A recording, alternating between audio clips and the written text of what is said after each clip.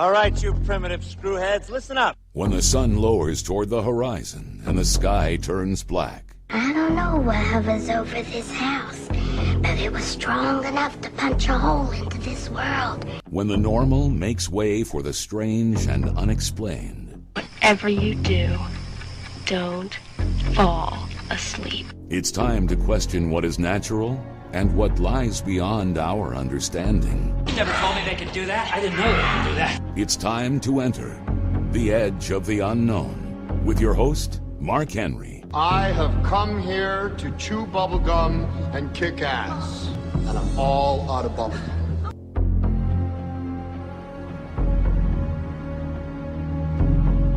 I wish I had more bubblegum and I was here to kick ass. I guess I'll do one of the two.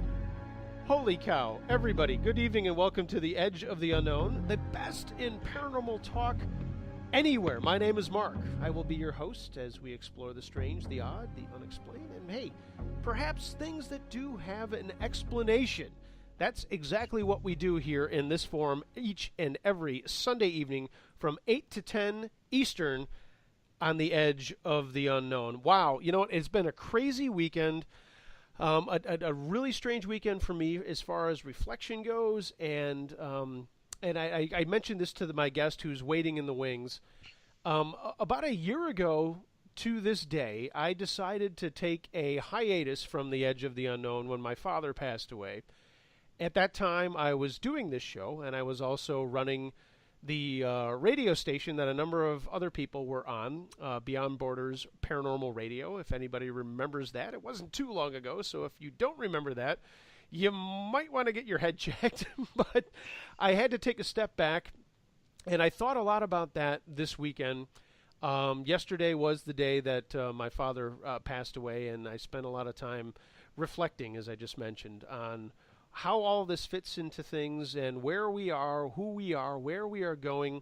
And it seems fitting that the person I'm going to be talking to tonight actually talks a lot about how all of these things fit together. So I'm very, very excited about that. If you're a Bills fan, I'm really sorry about what you saw today. That was one of the worst games, and I didn't even watch it. I cut the cord about 6 months ago, so I don't have my DirecTV anymore, and I've got all the other stuff, the Fire Stick and this, that, and the other thing.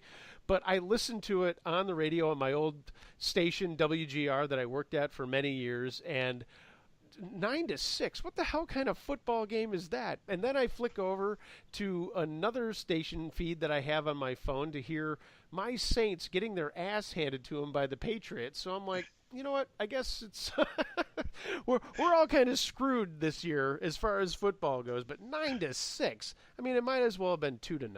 Anyway, I digress. I'm sure people in the chat room who were watching the game or were paying attention to the good old Buffalo Bills, your futility and struggle will continue throughout this year, guys. I feel for you, and I wish you the best of luck, and I'm sure we'll be mentioning that as we go down the line. Hey, I hope you're having a great day, evening, afternoon, morning, wherever you are, depending on where you are.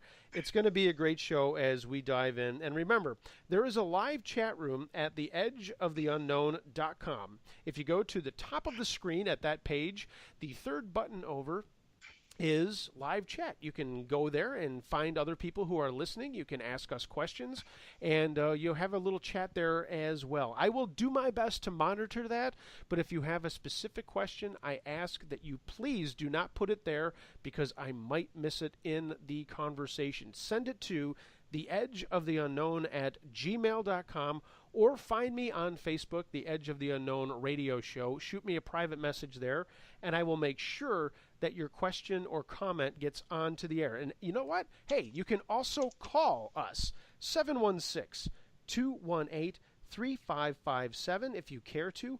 We would love to hear from you tonight. So, you know what? My guest is coming to us from the great state of Florida. And his name is Thomas Fusco. He's no stranger to the Edge of the Unknown. We first crossed paths back in, I want to say 2010 or 2011, thereabouts, to discuss his work behind the cosmic veil. He's been working for decades to find the connections between our reality, spirituality, and the science intertwined between the two. His book, Behind the Cosmic Veil, outlines the theory of everything, which sounds daunting. I assume that everybody out there who just heard that says, well, the theory of everything, but hey, you know what? It's something we're going to discuss in down-to-earth terms tonight that everyone can understand and talk about and mess around with. It is my pleasure to welcome back to the Edge of the Unknown, Thomas Fusco. Thank you so much for being on tonight, considering the circumstances in which you've just gone through in the past week. Yes. Well, yes.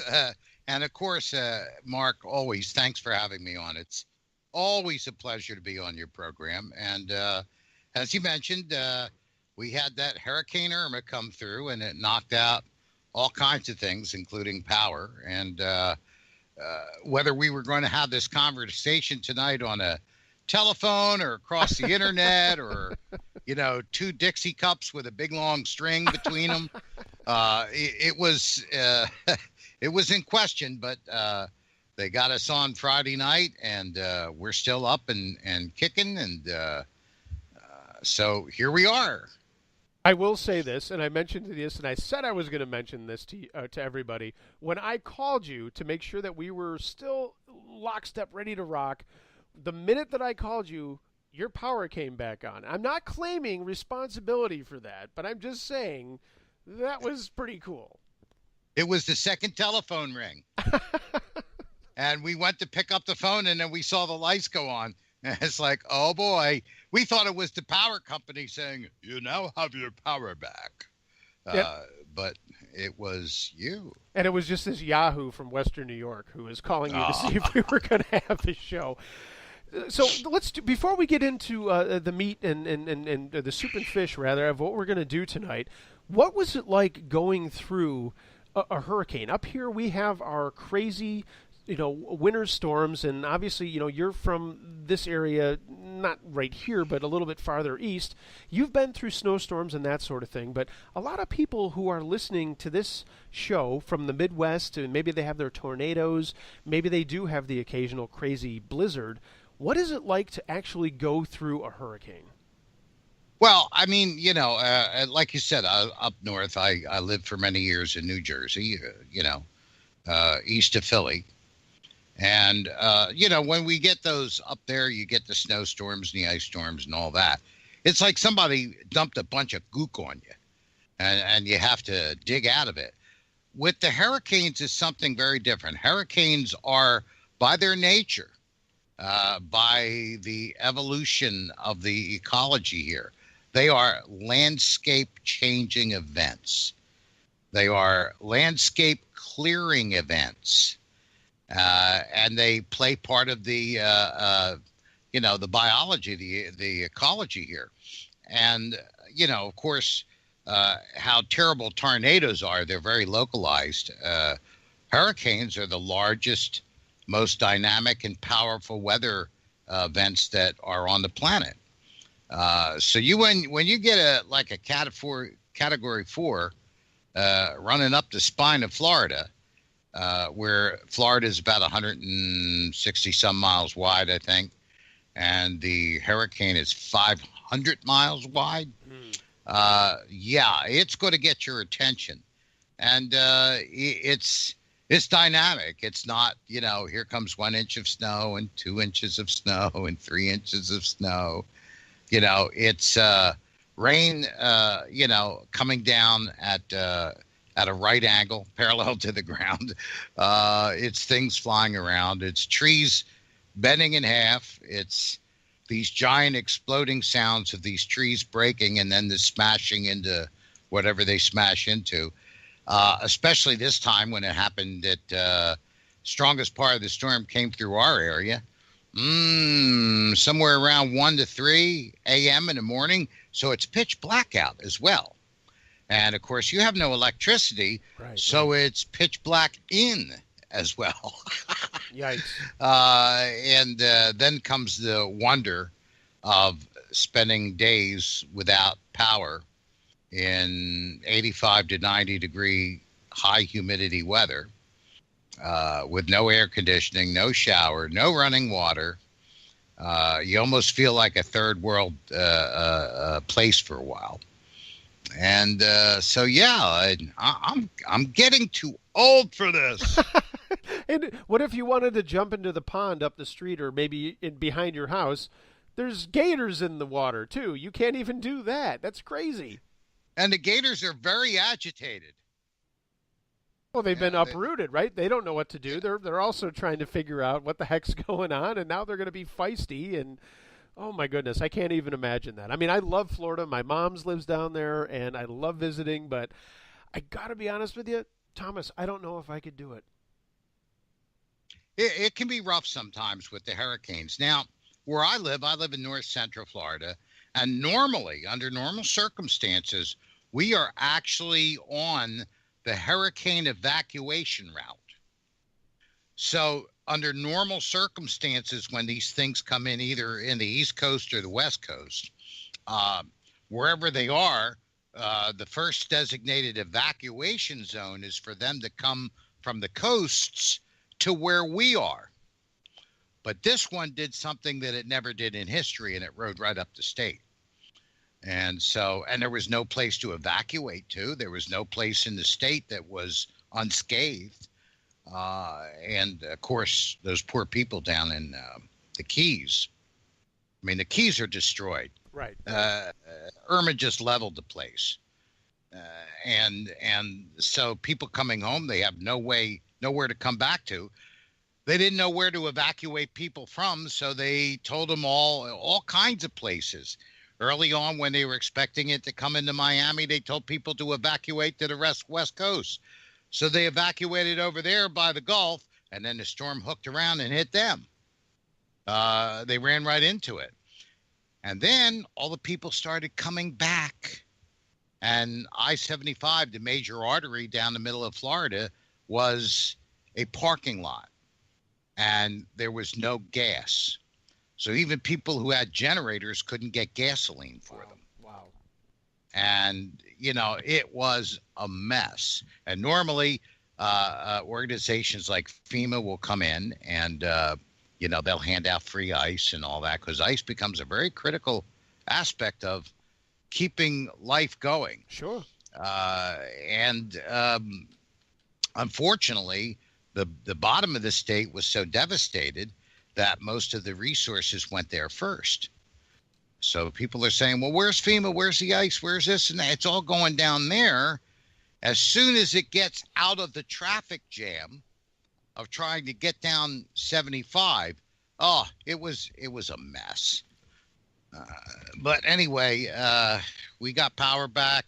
It was wonderful. I've got air conditioning. I have lights. I have shower.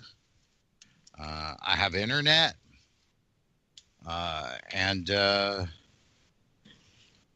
we're ready to fly, man. We're ready to go now. Now you've got the attention of everyone who's listening to The Edge of the Unknown. Thomas Fusco, my guest here this evening, everybody. Check out his website if you're playing at home, cosmicveil.com. We're going to be talking about his book and his theory behind the cosmic veil.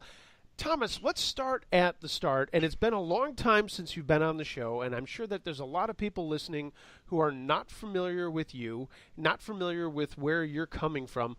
Let's talk a little bit about behind the cosmic veil, what was the genesis of coming up with this concept? Talk to us, number one, about this cosmic veil, and number two, how you decided that this was something that you needed to explore. Well, it's a good question, Mark, and it's not a path unlike some others have taken. I had traditional education. I learned physics and science and how the world is supposed to be put together.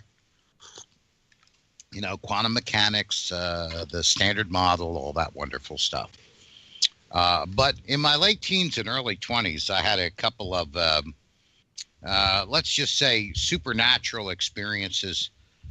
They were very profound. I don't talk about them publicly because I discovered early on that people who just want to scoff will try to pick you apart by saying, oh, yeah, you saw this, and so now that's supposed to mean this and that and the other thing. So right. We kind of stay away from that.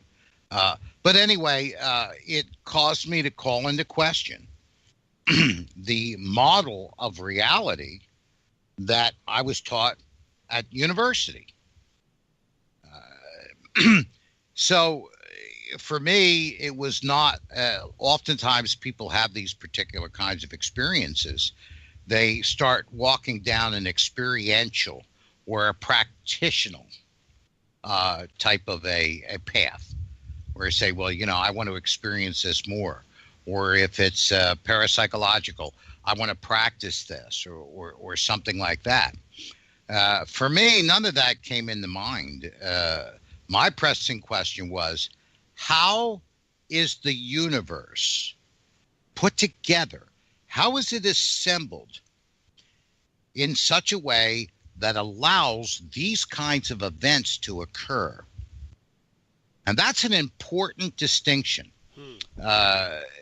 It's something that is a foundation of scientific thinking, but mainstream science has a materialistic paradigm that everything, that reality is all that is physical, and all that is physical or material is reality, and nothing lies outside of that. So when you just considered what was material or physical, it couldn't provide explanations for what we would call the paranormal or the supernatural. And yet the data, the information that we have of volumes and multitudes of quantities of that information about observations in the physical world, their reality as well. So I knew that we had to come up with a model that would accommodate all observations, not just the conventional ones, the normal ones, but also the paranormal or the supernatural ones.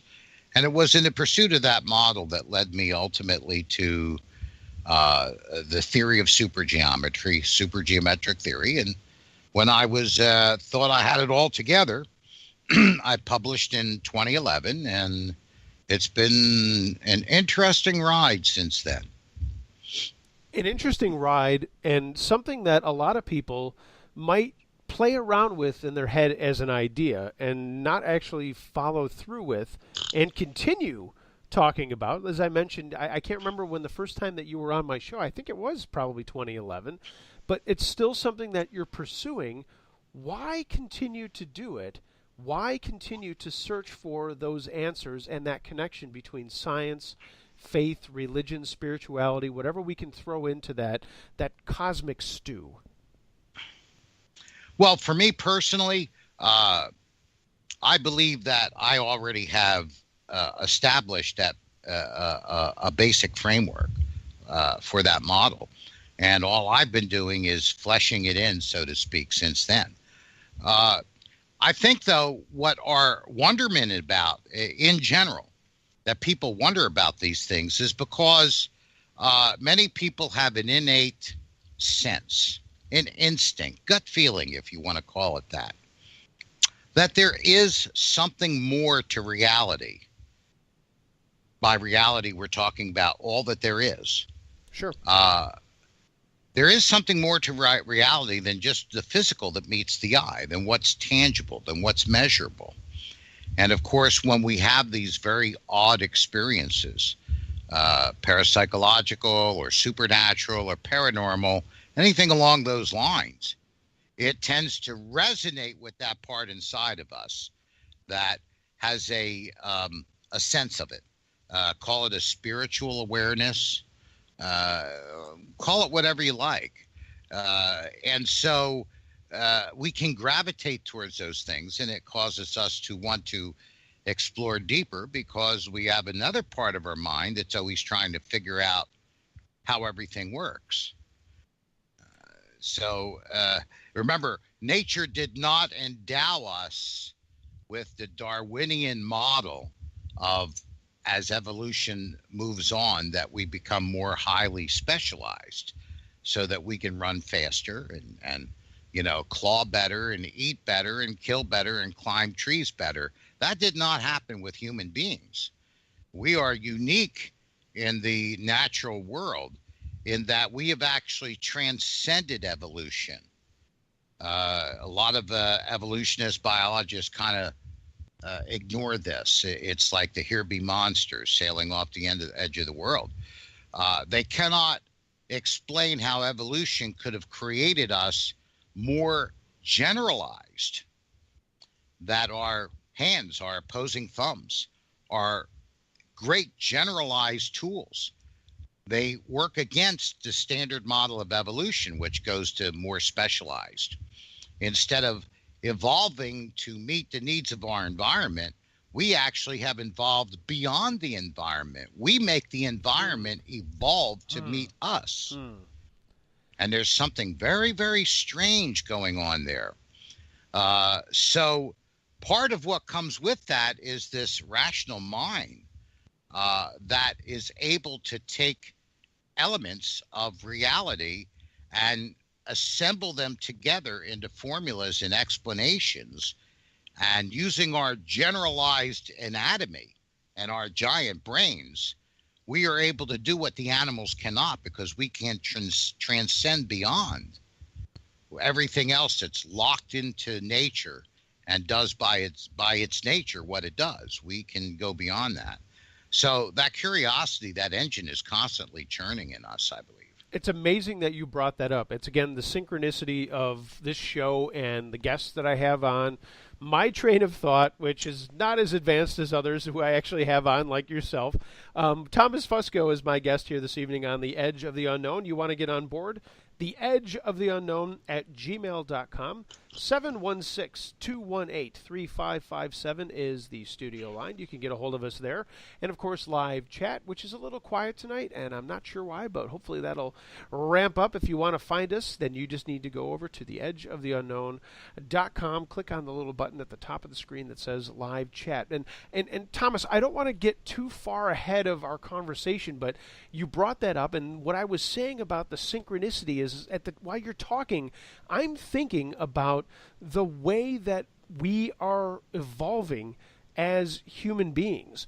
We are creating AI. We are creating our own existence in a lot of ways, and I don't mean to say that in a way that we are questioning how we got here and someone who could take that away from us or whatever we want to talk about, but we are now in an age where we're not looking at animals, we're looking at the things we're creating. How does that fit into the whole idea of this cosmic plan for the way that we're hurtling through the universe on this little blue ball that we call Earth?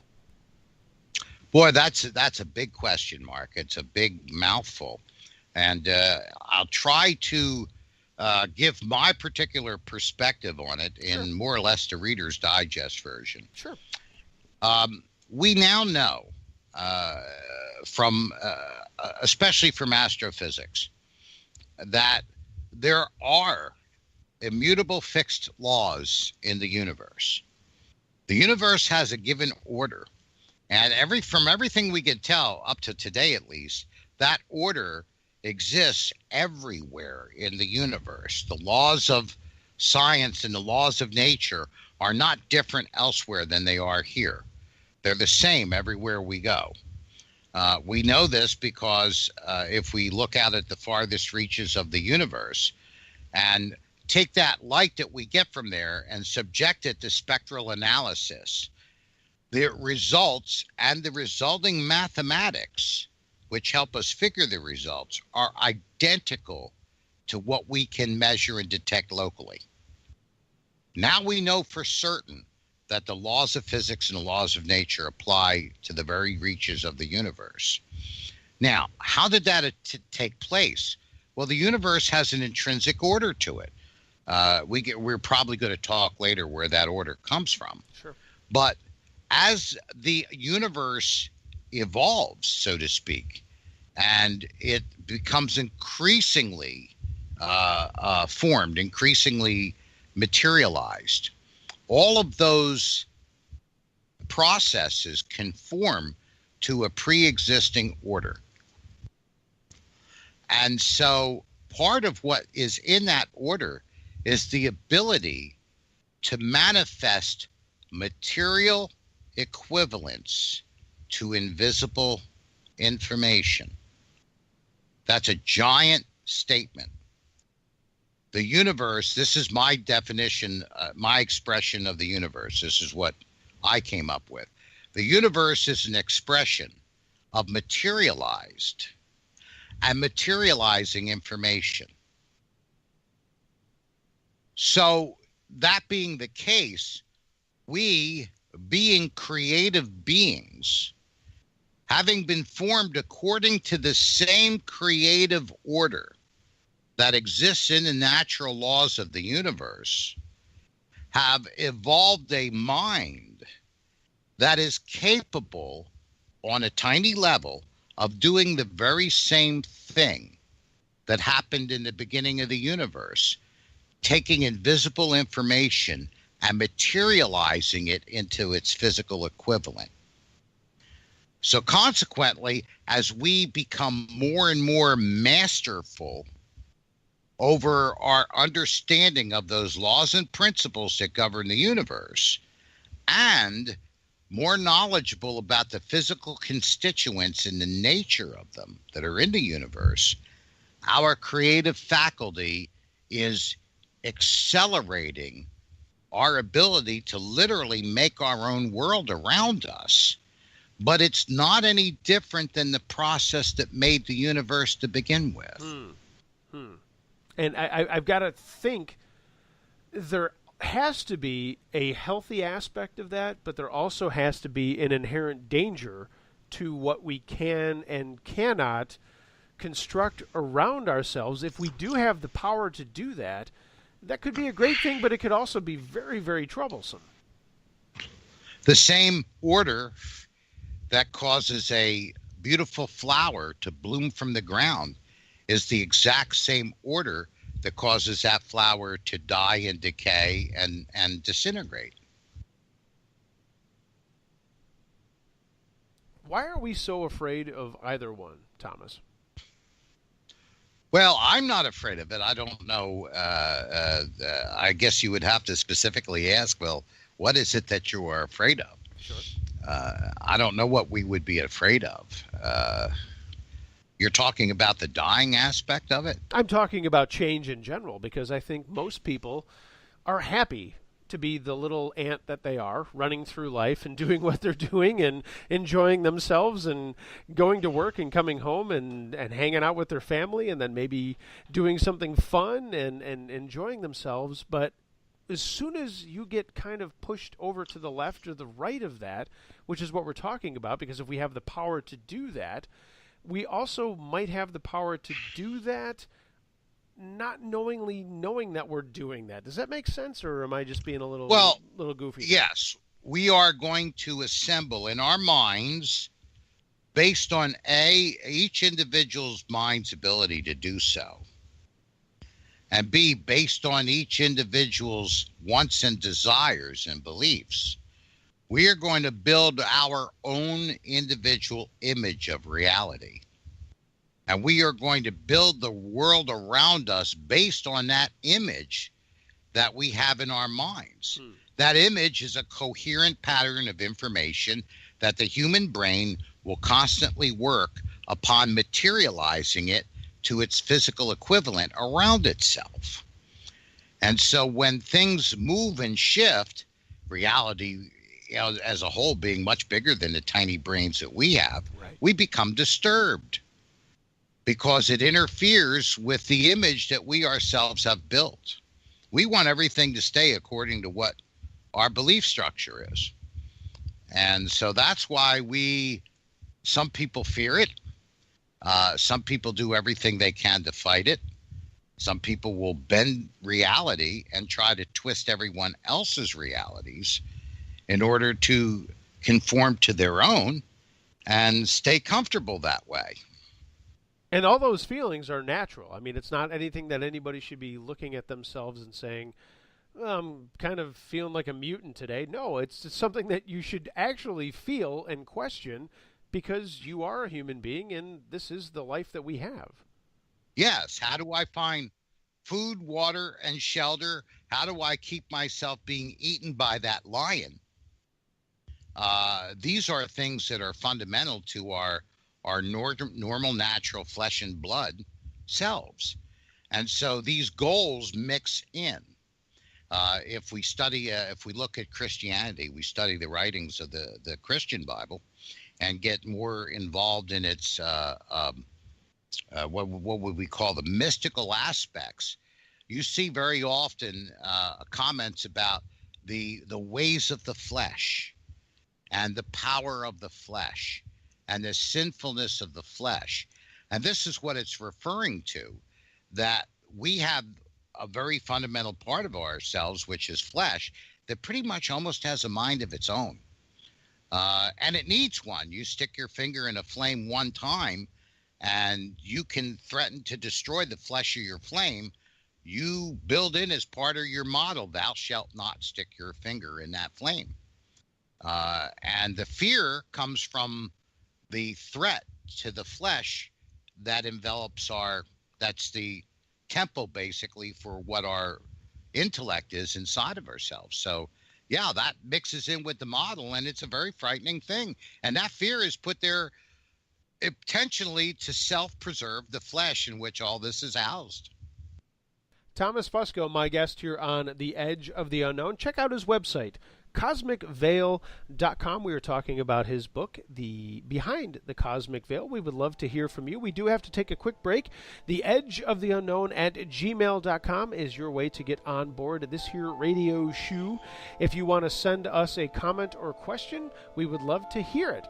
You can also find us in our live chat room at theedgeoftheunknown.com. Click on the little button that says live chat room, and of course find me on Facebook, The Edge of the Unknown Radio Show. Don't spell it shoe, just spell it show. I know I say that all the time. It's the old anybody who knows what I'm talking about knows what they're talking about. But hey, we would love to hear from you. We do have to take a quick break, pay some bills, but we're going to be right back with more of Thomas Fusco, taking you up until 10 o'clock on the East Coast, and wherever you may be around the round world.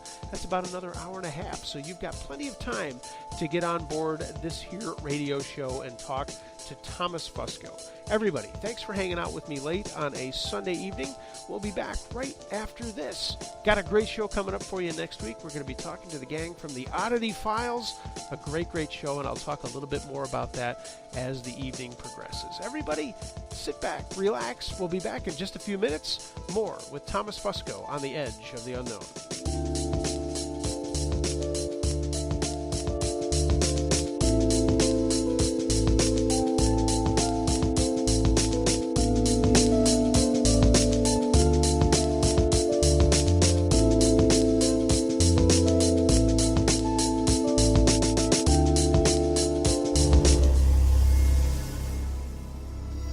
Hello.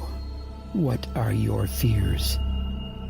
Are you badgered by domestic affairs, haunted by ghosts or demons, terrorized by those who would use magic as a weapon, or tormented from within? I can end it. I can stop it. I can cast them away, for I am a sorcerer, and protecting people from these things is what I do. Seek my services at sorcererforhire.com or call now for faster service 206-501-0444, because time is not on your side.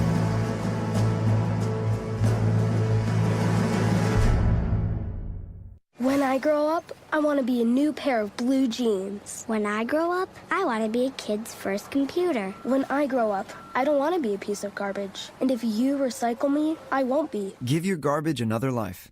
Recycle. Learn how at iwanttoberecycled.org. Brought to you by Keep America Beautiful and the Ad Council.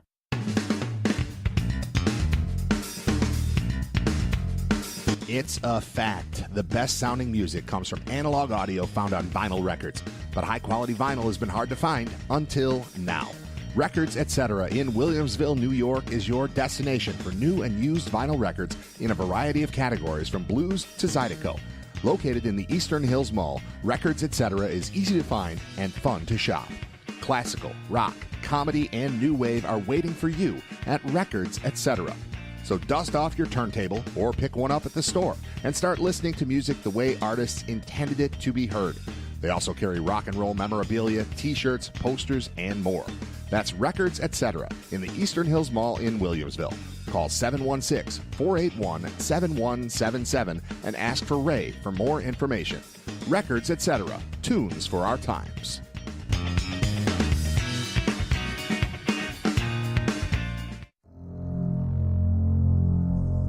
For those interested in delving deep into the paranormal, why not look into the Paratech Store?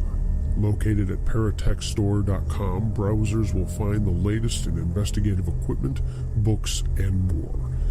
Items go beyond technical equipment. Mojo bags, stone sets, and other curiosities await your exploration at the Paratech Store. paratechstore.com. Visit them today. When I was little, I didn't talk for a long time. I was sensitive to lights and sounds, so I built secret hiding places where they couldn't get in. Sometimes I do the same things over and over, until one day I found out I had autism. My family got me help. Slowly, I learned how to live with it better. Early intervention can make a lifetime of difference. Learn the signs at autismspeaks.org/signs. Brought to you by Autism Speaks and the Ad Council. Looking for the best Japanese and Thai cuisine in Western New York? Then you have to visit Teton Kitchen at 415 Dick Road in Depew. From appetizers and soups, simple, special, big, and fusion-style maki, to sushi, sashimi, and tempura, you won't get a range of items like this anywhere. Hungry for more? Teton Kitchen offers a full dinner menu and kushiyaki dishes, as well as a huge variety of sake, wine, beer, both domestic and Asian imports. Owner Taka and his bride Kin are proud to boast that Teton Kitchen is Yelp's #1 rated restaurant in Western New York, and they welcome you for lunch or dinner 7 days a week with takeout and online ordering available. Visit TetonKitchen.com for their full menu, hours, and online ordering, or call 716-393-3720. Teton Kitchen, 415 Dick Road in Depew. Itadakimasu.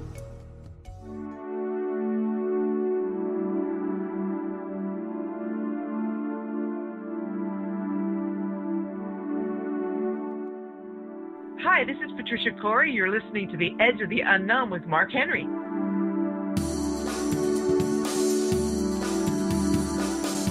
And we are back here live on The Edge of the Unknown. Thanks for hanging out with me late on a Sunday evening. It's awesome to be here with you talking about the coolest in paranormal talk, and my guest this evening here is Thomas Fusco behind the Cosmic Veil. Check out his website, cosmicveil.com, and hey, you can order the book there. You can find it at your local bookstores. You can also find it on Barnes & Noble, Amazon, and all those other places. A very interesting read, and that's what we're talking about tonight. If you want to get on board and be part of the show, would love to hear from you. The phone lines, of course, are open. 716-218-3557. Of course, The Edge of the Unknown at gmail.com, and you can find me on Facebook. The Edge of the Unknown radio show. Shoot me a private message, and we will make sure that your question or comment is put on to the air. So it's been a good conversation so far. It's really interesting. It's a little bit different than what we normally talk about. Last week we were just talking about paranormal investigation, and maybe we'll touch a little bit on that, but I want to get back into it right away with Thomas Fusco. And before I do that, I've got to give a shout out to Annie in Detroit, who emailed me today. Annie, I know you said you were going to be listening, so Annie in Detroit, it's awesome to have you here. Annie found me from a side project that I do that I've told a little bit of, I talk a little bit about here, Uncle Josh's True Scary Stories. It's a YouTube project that I do. But Annie, I hope you're listening. I know that you said that you were going to be hanging out with us. Give us a yell. send us a question. We would love to hear from you. We do have some questions on the email bag, or in the email bag, rather. But I want to get back with Thomas. Again, Thomas, thank you so much for being here with me. I hope we figured out the technical glitch that we had during that break that nobody heard about, but now I just made it public, so whatever. Who cares? I wasn't hearing it either. That was part of the problem. Which is crazy, but anyway, it doesn't matter. We're rolling forward, man. That's right. As a guy who always listens, who is actually in live chat right now, Dave always says ghost in the machine, but you know what? At least it wasn't over the air. Anyway, let's move on. Oh my goodness. So how, I know that you you come from a Christian background. How Yes. does religion play into the way the world works and what you're talking about? How does religion fit into the whole theory of this whole cosmic veil? Well, again, this is a huge loaded question and a loaded subject, and I'll try to do my best to give the Reader's Digest version based on my understanding and my model of reality. And essentially what we're talking about is that religion, in many ways, depending on the religion, is a way to address and engage and to embrace a part of reality that isn't physical, that isn't visible on the surface. If we're going to accept that reality, that is all that there is, has a non-physical aspect, which of course supergeometry talks about that in great detail, then if we are a product of that reality, we too have a sense of a part of reality that is not physical. But how do you engage in that? Something that you can't touch or feel or see. Well, the way that we do things that we can't touch and feel and see is that we draw a model of that intangible in our minds and then conduct ourselves according to that model. And we find that reality responds to what we're doing when we hold that model in our minds. It's very much, if you want to take an example, if you think about a person that works on computers, repairing computers. Sure. He's not like an automobile mechanic. You can't tear off the heads of the engine and find worn rings or a blown gasket or something like that. If you're working on programming, you actually cannot see the bits that are working in the machine. If you're working on the circuitry level, you cannot see the traces on those, computer wafers. So there's so much in the computer that's invisible to the repairman. The repairman gets taught a model of what a computer does and how it behaves and how programming works. He holds that model in his head and then goes about working on the computer. And when the computer responds to what he's actually working and doing and acting on it, he knows that that model is accurate because it's giving us tangible results in the real world, even though we can't see, feel, smell, taste, or touch any of the issues that we're dealing with. So religion is the same kind of a thing, that it gives us an image of something in our minds that we follow, that we find is effective in the world around us. And so without that model, without some kind of a spiritual sense, all we are is very highly intelligent animals. And you could tell by the world that we created around us that we're a little bit more than that. This allows us to negotiate as individuals, as living beings, that part of reality that is intangible, that can't be seen. Last segment, you used a term, invisible information. Is that what you're talking about when we're talking about this whole aspect of faith, religion, and something outside of what we have, well, not even we, I mean, most people have agreed upon is the scientific evaluation of why we're here, how we got here, and possibly where we're going? Yes, information is fundamental. And when I say that, just to share this with the audience, we've talked about this before, Mark, on previous shows, but to share it with the audience, science normally or sometimes uses certain words that we use in our common language, but it means something a little bit different when you use it in science. And information is another idea. It's not just, knowing information on knowing how to get to a website, or information that you'll find there, as in a library, or information on how to follow directions to get to the local pizza place. It's more fundamental than that.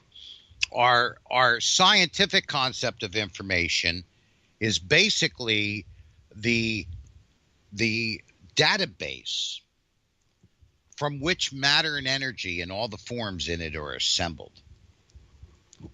That's what's meant by information. It's actually the blueprint of the universe. And the blueprints of all aspects of the universe is expressed in information. We were all taught in school, most of us were, that old, the mass energy conservation laws. In a simple form, it said matter and energy can neither be created nor destroyed. We all heard that. But over the last several decades, we've developed an extension to those conservation laws. It's called quantum unitarity.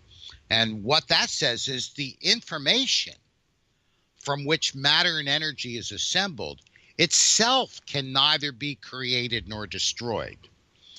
It is one of the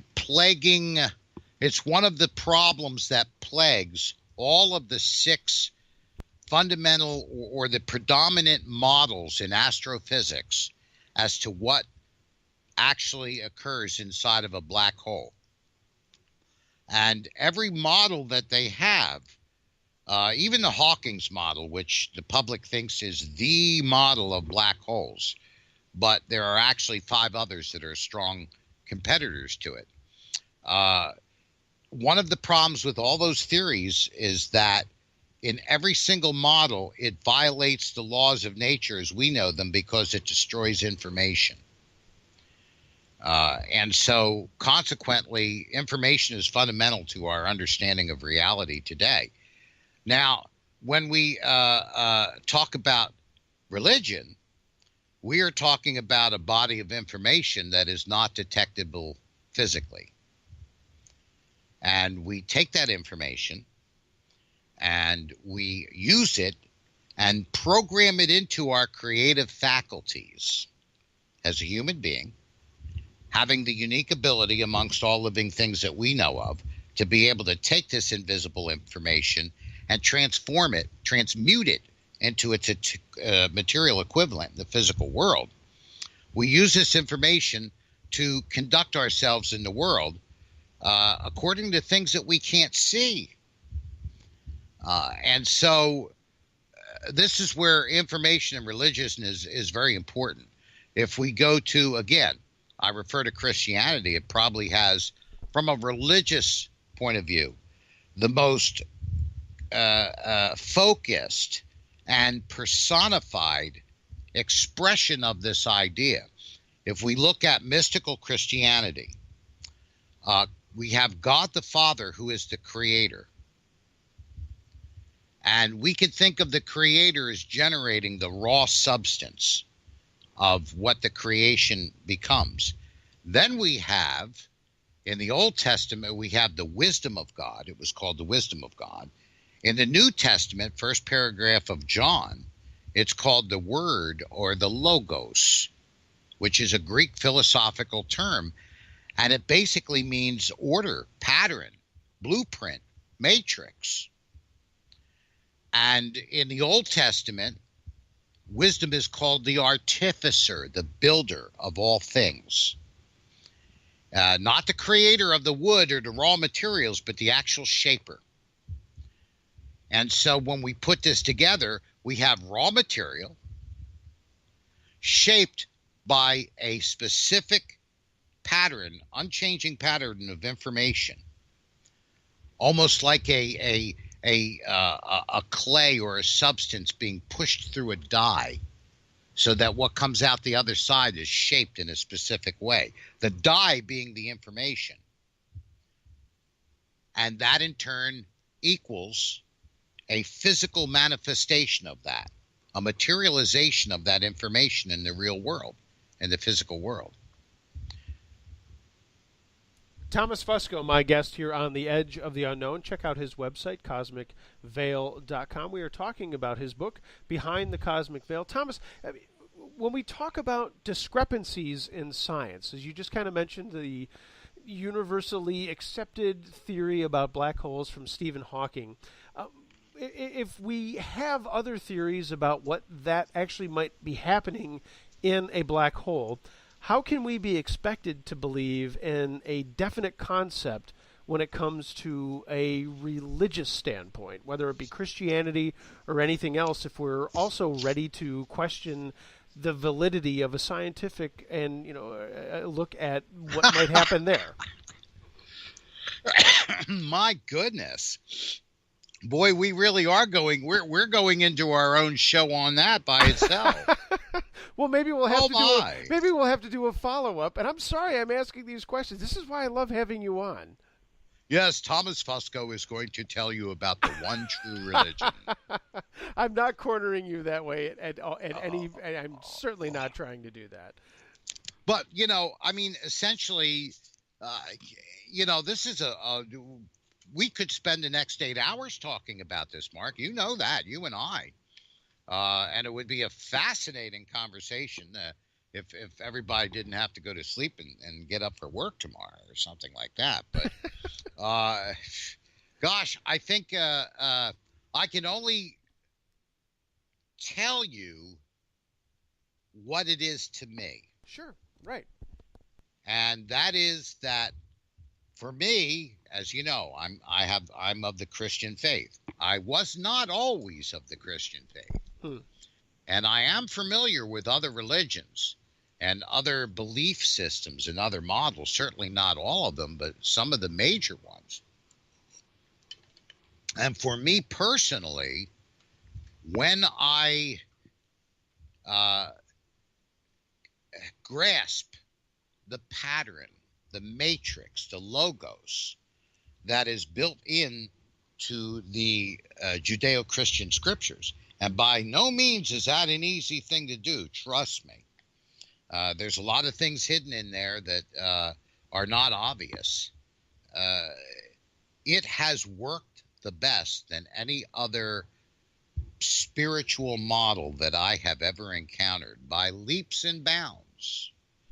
And in fact, supergeometric theory is in no small part based upon the cosmology, the cosmological model that what I talk about in my book is hidden.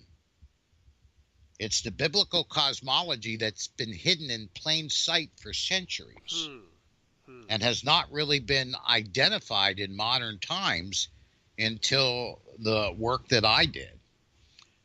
So I can only speak for myself, and I don't know whether I could go any further than that. No, and that's fine. But what an interesting concept that I love the term hiding in plain sight. One would think that they would want to write something or have that concept be right front and center for everyone, but it's not. It's for those who seek it and for those who have to work to find it. That's honestly what I just took from what you were saying. Yes, it's not hidden on purpose. It is just a consequence of what is going on. You have all these writers and all these events throughout the Old and the New Testament, and each facet of that entire picture is unique. And if you took a puzzle, like a regular board puzzle, that if you had all put together, you could see the entire picture. But there are coherent images of themselves on each piece of the puzzle. If you could picture a puzzle that was like that. So let's say it looked like a train station, and one of the pieces of the puzzle has a part of a building, and another one has another part of a building, big enough to have a coherent image on it. one has a piece of a train. And imagine each one of those writers representing one piece of that puzzle. And when you assemble it all together, you get an entire picture. That's what I'm talking about. What's in the Bible is hidden in plain sight. It's all there. It's just that everybody looks at it and reads it and comprehends it as each individual puzzle piece and never quite able to put it together. We've got some cool questions that are coming into theedgeoftheunknown@gmail.com, and a comment that was made in the live chat room by Dave. Dave kind of just said this, and I'm going to turn it into a question, Thomas. He just said, humans evolved too quickly. Our brain size evolved too quickly. Word that into a question. Did we evolve too quickly? Did our brains evolve too quickly?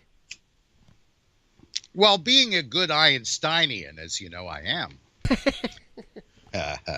because all things are relative. Of course. When Dave is making that statement or asking that question, my first response is, too quickly relative to what? I mean, you don't know you're speeding down a highway if you're going 60 miles an hour until you see a sign that says thou shalt not exceed 40 miles an hour. And suddenly you look down at your speedometer and say, hey, whoa. Yes, because the sign is the reference point. You could be doing the same 60 mile an hour down a turnpike that is rated at 75 miles an hour. Now suddenly you're going too slow. So the statement is incomplete. It's too, we are evolving too quickly compared to what? It's one of those things that I mean, what I'm pulling from that is and what a terrible, terrible thing, I'm going to date myself. You're too big for your britches. It's kind of like what I was talking about earlier about AI. Your eyes are bigger than your stomach? Exactly the same. Whatever my grandmother used to say, I was a Stanley straight arrow. Oh, God. A stitch in time saves nine? Oh, God. I'm going to have to take a shower after the show. Anyway. Yeah, or something. Yeah, like a bourbon or something. Oh, goodness. But you know what I'm saying? I mean, comment. Do we get too far ahead of where we think we ought to be? Because right now, one of the biggest buzzwords in the world is artificial intelligence and the computers. And I actually saw an article today that said Panera Bread in some of their locations are no longer going to have cashiers. Everything is going to be done by a computer. And that's the only interaction that you're going to have. Now, is that technically AI? No. But it also seems kind of strange that we're eliminating the need for human interaction because it's easier. Well, what my comment to all that is when they come up with the paperless bathroom, let me know. I like the ones that I like the ones that have free cowboy hats. Personally, that's just me. But anyway, but if we're going to speculate and say, okay, our brains are evolving too quickly relative to what? Relative to our fleshy selves to be able to handle it? Well, that's tough. I think our brains are part of our fleshy stuff. They haven't really evolved too quickly, I think. They are being given a multitude of information, a quantity of information, accurate information about the way the universe is put together, and even our local world around us, that is far exceeds anything we had in previous generations, but our brains are still the same. And so we have to process this information, and it gives us great capabilities to manipulate the reality around us. And yet we're still struggling with those base natures that we talked about earlier that comes from our animal selves. Food, clothing, shelter, territory, all those kinds of things. It's just that we have the power now to, instead of somebody walking into a local tavern in the 1700s with 3 muskets in their hands and are able to kill 3 people, We now have somebody that can walk into a shopping center with an automatic weapon and kill hundreds of people. Nothing different in the brain. It's the same mechanism. It's just the technology and the power that's at our disposal makes these impulses far more powerful than they ever were before, even though the impulses are identical to what they were 1,000, 2,000, 10,000 years ago. Thomas Fusco, my guest here on The Edge of the Unknown. We want to hear from you. 716-218-3557 is the phone number for you to call in. We do have to take a quick break here, and during that break, hey, go over and check out Thomas's website, cosmicveil.com, his book, Behind the Cosmic Veil. We've got some cool questions from P, from Penny, Andy. I know someone is calling in right now, then I hope that they call in after the break and they will have full access to Thomas Fusco. We're having a blast here on The Edge of the Unknown. We do have to take a couple of minutes away, but we'll be back right after this. The Oddity Files is going to be on next week. A really, really cool show. You should check it out on YouTube. That's where they show all their stuff. Paranormal Investigation exclusively there. It's going to be awesome. Kitsy and I were going back and forth today. She is going to be on next week to talk about what they have been up to. So until then, hey, everybody, take a sit back, relax. We're going to be back in another hour to go here on The Edge of the Unknown with Thomas Fusco. Everybody, stick around. It's The Edge of the Unknown on a Sunday evening. Thanks for being here with me and the best in paranormal talk.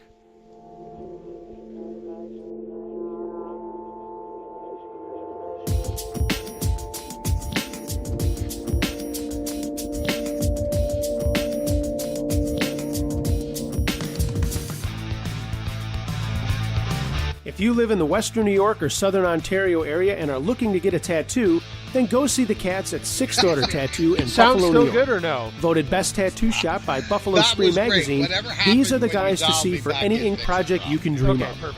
Awesome. Shop owner Chris Capola and artist Joe Folmar, Andy Biscaglia, Nick Conter, Jake Miracle, and John Rutsky are proficient in many tattoo styles, including traditional American, Japanese, modern Polynesian, as well as illustrated and portrait tattoos.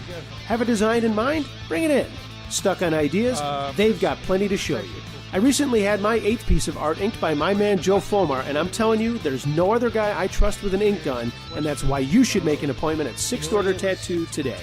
Call them, 716-633-7171, or stop in. They're located at 3503 Genesee Street, just east of Union Road.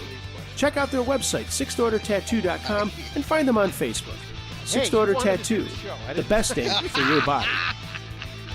You said okay. I didn't tell you what was going to happen once you got on, so... Well, we did agree. Siggy's Good Food in Manhattan sets the standard for home-style comfort food in a warm and casual environment. Located at 292 Elizabeth Street between Houston and Bleecker, Siggy's Good Food offers something for everyone. Vegetarian and meat eaters alike will find dozens of dishes to whet their palates and satisfy their appetites at great prices. Siggy's menu has many gluten-free and lactose-free dishes too, and everything is made with 100% organic, sustainable, and whole food ingredients. See the full menu at siggysgoodfood.com or call 212-226-5775. Make it your business to check out Siggy's Good Food, open Monday through Sunday, 11 a.m. to 10:30 p.m., with brunch on the weekends from 11 until 3:30. Takeout and delivery are also available. That's Siggy's Good Food in Manhattan, siggysgoodfood.com, 212-226-5775. And remember, if you're an extraterrestrial, aliens eat free. We first opened about 10 years ago. We were small, just a few of us, but it was exciting. I always dreamt of having my own business. It was kind of slow at first, but things started picking up. We had big plans, but in our wildest dreams, we never thought we'd have this much work.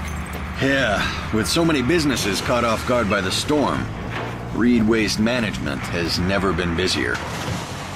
What will become of your business after a disaster? Nearly 2/3 of businesses aren't prepared for an emergency, and 40% of businesses that experience a disaster never recover. Make an emergency plan now, before it's too late. For a free online tool that helps you develop an emergency plan to keep your business up and running should disaster strike, Visit ready.gov/business. Brought to you by the Federal Emergency Management Agency, the American Red Cross, and the Ad Council. We all face multiple stressors each day, from work deadlines and home and family obligations, not to mention body aches and pains that come with both active and inactive lifestyles. A great way to ease those tensions is by floating at the Silver Essence Floating Spa in Williamsville, New York. What is floating? It's a highly effective and therapeutic relaxation experience in which your body is suspended in warm, comforting salt water without stimulation from lights or sounds. Lay back and let tension drift away as you float in nearly zero gravity while your body is replenished with essential minerals like magnesium, potassium, sodium, and calcium, minerals vital to our health that are lost throughout the day. Floating at the Silver Essence Floating Spa is great for anyone, athletes, those rehabilitating from injury, or if you're just looking for a new way to relax. Floating is even known to increase creativity and speed up the healing process. Silver Essence is open Monday through Saturday with convenient morning and evening hours, and they offer infrared sauna treatments, membership deals, special packages, and much more. Check them out online at silveressencefloatingspa.com or call 716-568-7985. Conveniently located in downtown Williamsville. They're just minutes from anywhere. That's the Silver Essence Floating Spa. Get your float on and tell them you heard about them on the Edge of the Unknown.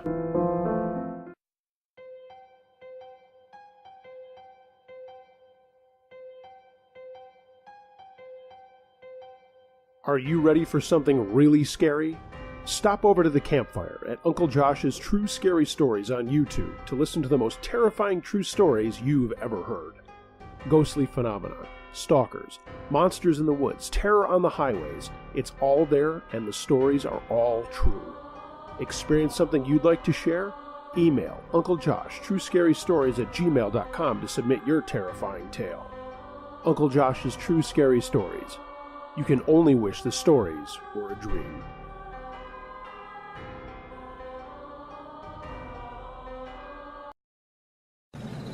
You want to see something really scary? You bet.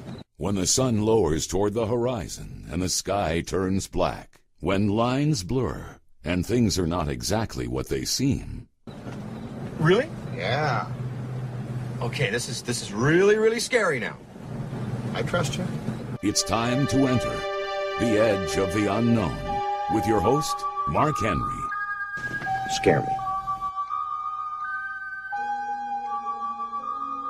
And welcome back to hour number 2 of the Edge of the Unknown. My name is Mark, and I've been told that for some reason the system that I'm using is not muting my microphone. Thomas is now laughing in the background. Thomas Fusco. I don't believe that that's true. I think Dave's making that up. Dave in the chat room says that he says that there's a live mic, and I don't actually think that that's true. But maybe it is. Who cares? Doesn't matter. We're not talking about anything terrible. We're talking about people who have emailed into the show to talk to Thomas Fusco, the author of Behind the Cosmic Veil. Check out his website, cosmicveil.com. Man, there is so much on the table. We've got the order of the universe. We've got this, that, and the other thing. And as I said, okay, and now Dave is in live chat at the Edge of the Unknown.com live chat room saying, why would I lie? Of course I didn't think you lied. Dave, just relax. Holy cats. Doesn't matter. We're having a good time here on a Sunday evening. If you are just tuning in, Thomas Fusco is my guest, and we're having an awesome time, having a cool conversation about the paranormal, and we would love to hear from you. There's a couple of ways that you can do that. You can email me, you can email me at theedgeoftheunknown@gmail.com. You can also call 716-218-3557. We would love to hear from you. If you would want to do that, it's awesome for us to hear from you. We've got another hour to do it, but we're going to get to an email here, as I apparently said over the air, so it's not really a surprise anymore, Thomas. We're going to grab a question from Penny, who wrote into the Edge of the Unknown. Penny writes in and says, "Glad you are back on, Mark. My question for Thomas is simple. Is the pursuit of this sort of answers more like busy work instead of just enjoying the ride, or is part of the ride looking for answers we'll likely never get tired of? Thanks for asking my question. Thanks for being back on the air, Penny. Penny, again, thank you for listening to The Edge of the Unknown. I appreciate you being here with us tonight. Well, to answer that, there's a couple facets of that question. First of all, yes, the human consciousness, the human psyche, the human mind, whatever you want to call it, the human brain, is constantly trying to assimilate what's around it and to alter or enhance or steer the reality outside into a direction according to its own desires or its own goals. So yes, that's going to be happily or unhappily or whatever going on. As far as just laying back and enjoying the ride, I mean, you could do that on a roller coaster, but there's somebody that's got to know how to build it and make it run and keep it running. I mean, you could sit back and yes, there's a lot of people in the world that, would say, oh, this is, I've got my tablet and I'm going to go here and I'm going to look at this and listen to this music and never have to think about all the work that went in for many decades by many technicians exploring the hows and whys and to make those things a reality so you could sit, in the diner playing with your cell phone or your tablet. So, yeah, you don't have to think about it until stuff don't work. But, let's say if you're having a personal problem in work or within your family or something, I don't know whether you can sit back and enjoy the ride then unless you're brain dead or one of these people that have completely disconnected from reality. You have to engage and figure out what's going on and try to find a solution for that. So I don't think anybody's on a free ride when it comes to that, other than being self-deluded into thinking you are.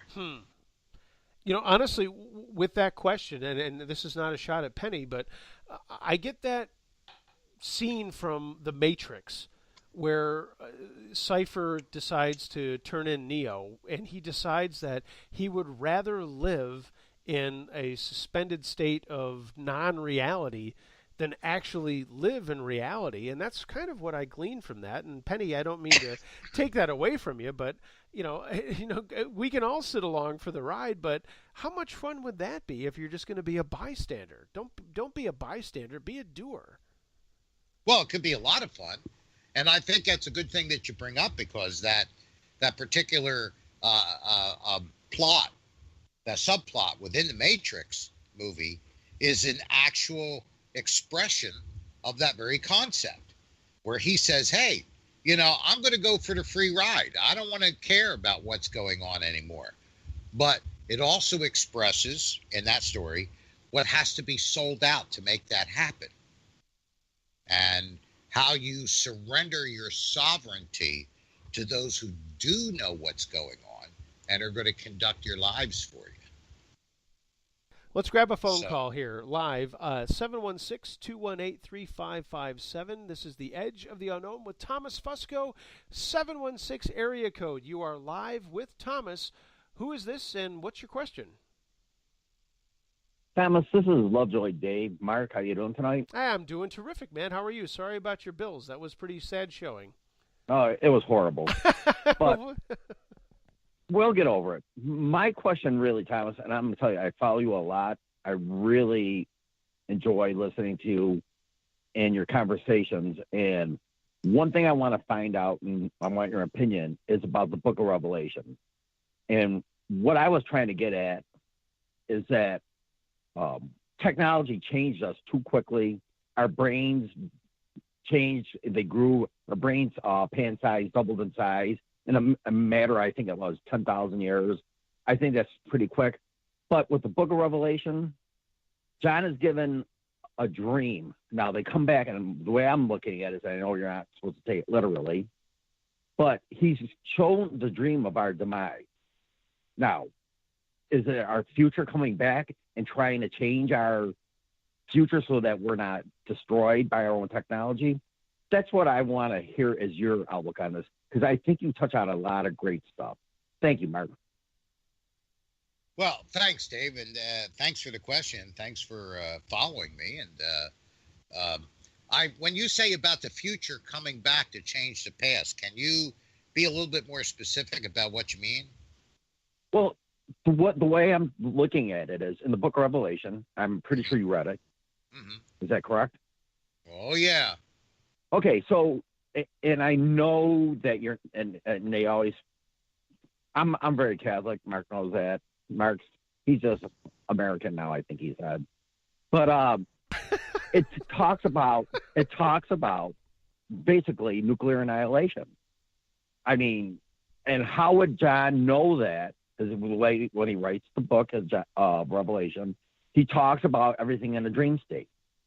Now it describes our demise, and the way I'm thinking is nuclear annihilation. So, in order to save the Earth, somebody comes back from the future to the past,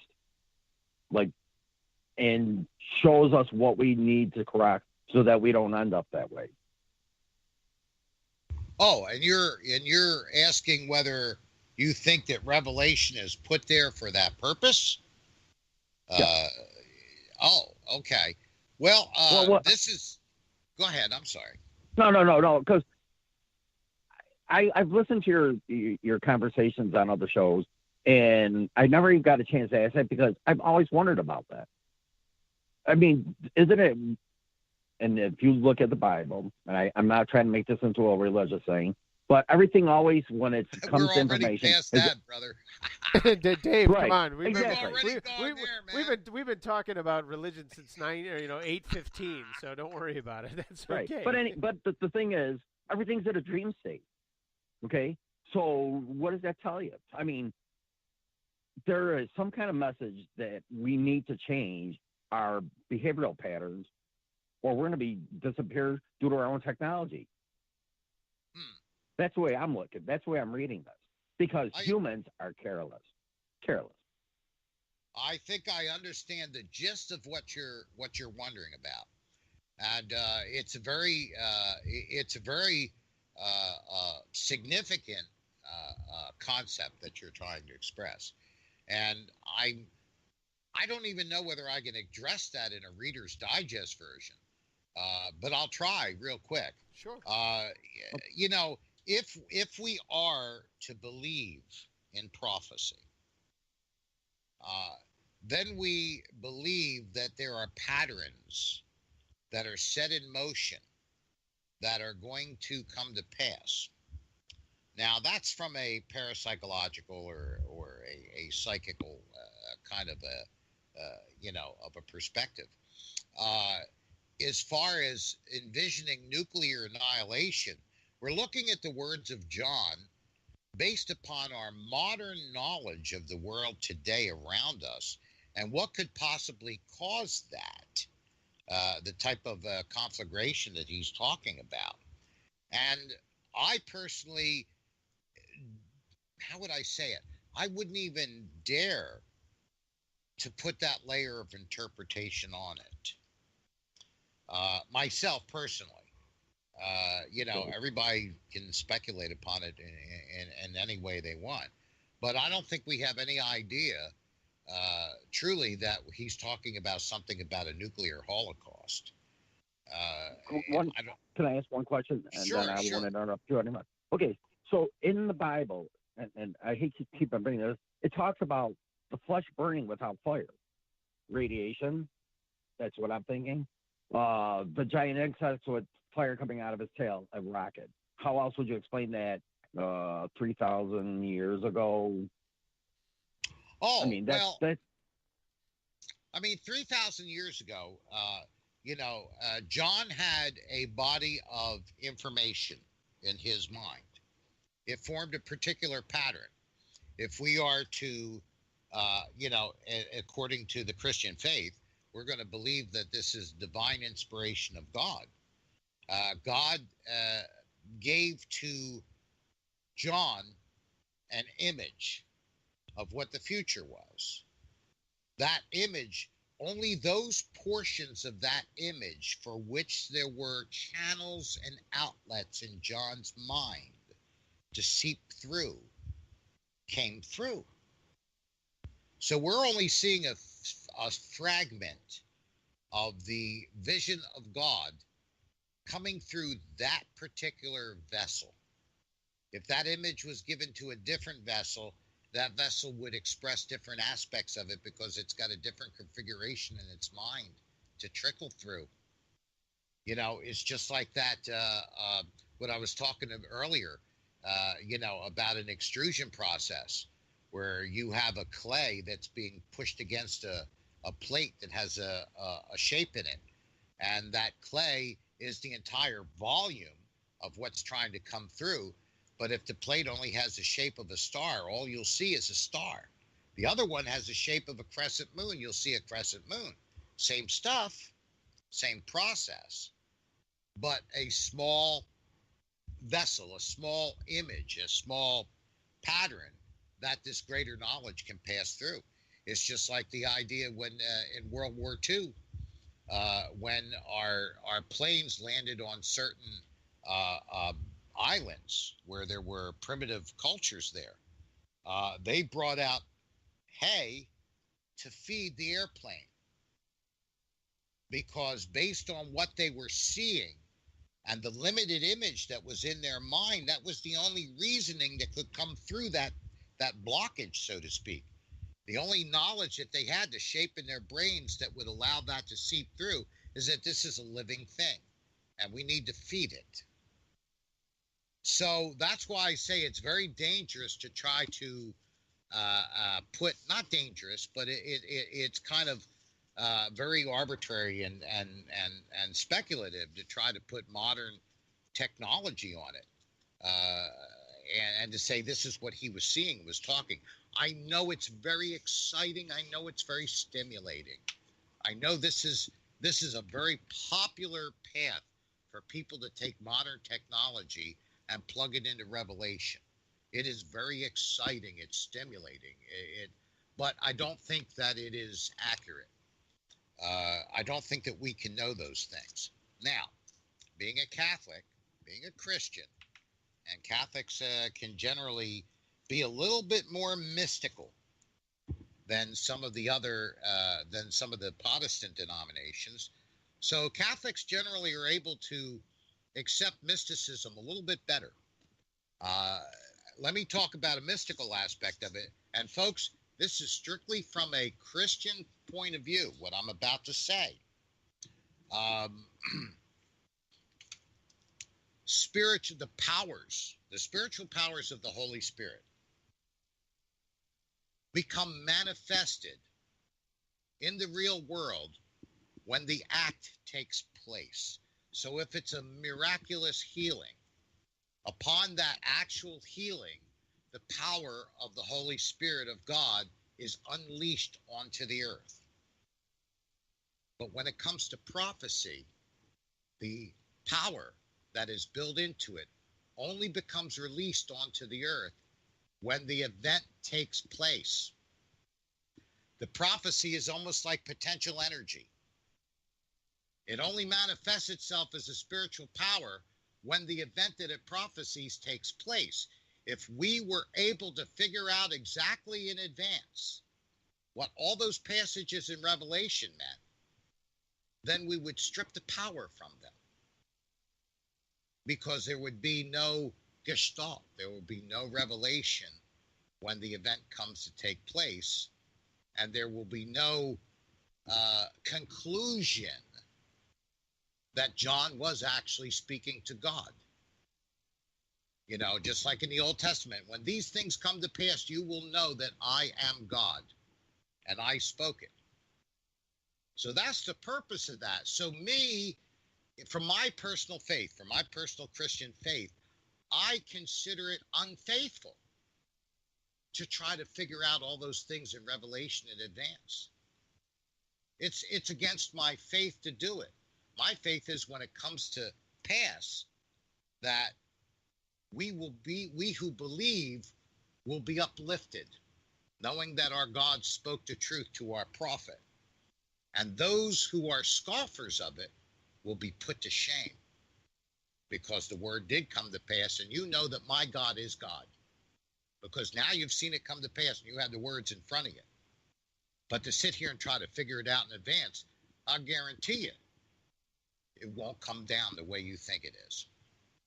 Dave, thanks for writing and calling. Mark, I'm going to tell you, that was a great explanation. No. And I think you set me straight. Thank you very much. No, appreciate you calling in, and I appreciate you writing the stuff that you're writing in the chat room. Thanks for being on the edge of the unknown tonight. Boy, yeah. Mark, I would expect that to be on a Christian interview that I was on, you know? Yeah, well, honestly, I would actually say the same. This is a funny thing. When I grew up, and Mark, or actually Dave actually said something funny that I'm surprised that he remembers. I always say I used to be Catholic, and now I'm an American because I'm not a Catholic anymore.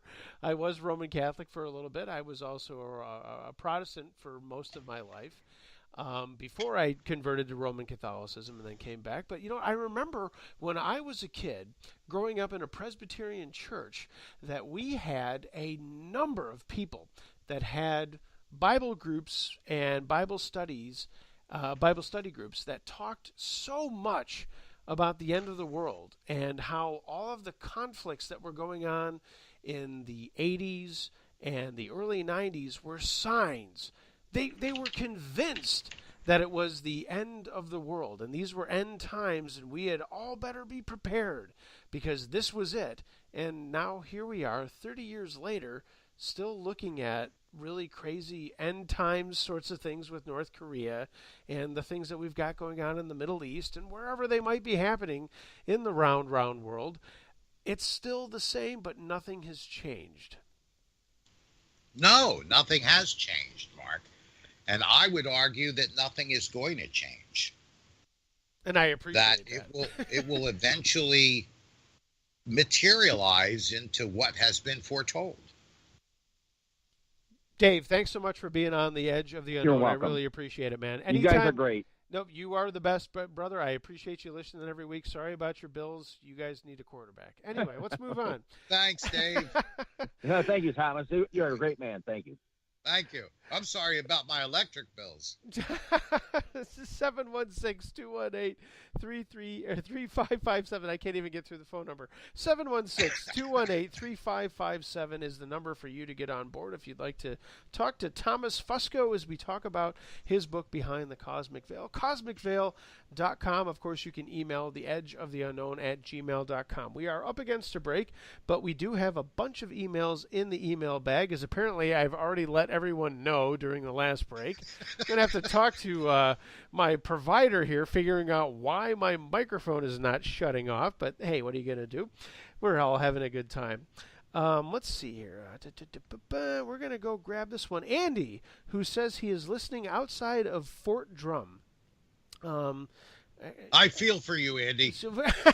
Actually, I'm going to skip Andy. I'm going to go to Tammy because Tammy actually wrote in first. Hi, this is the first time I've listened to this show, and I'm glad I found it. Is it Mark or Uncle Josh? So this is another person who is listening to my other show on YouTube. Appreciate that, Tammy. I'm fascinated by all of this, but what about aliens? And I don't mean the guy with the funny hair saying it's always aliens. What if we think God is really just aliens? I hope you read this. Tammy, thanks for being on the edge of the unknown.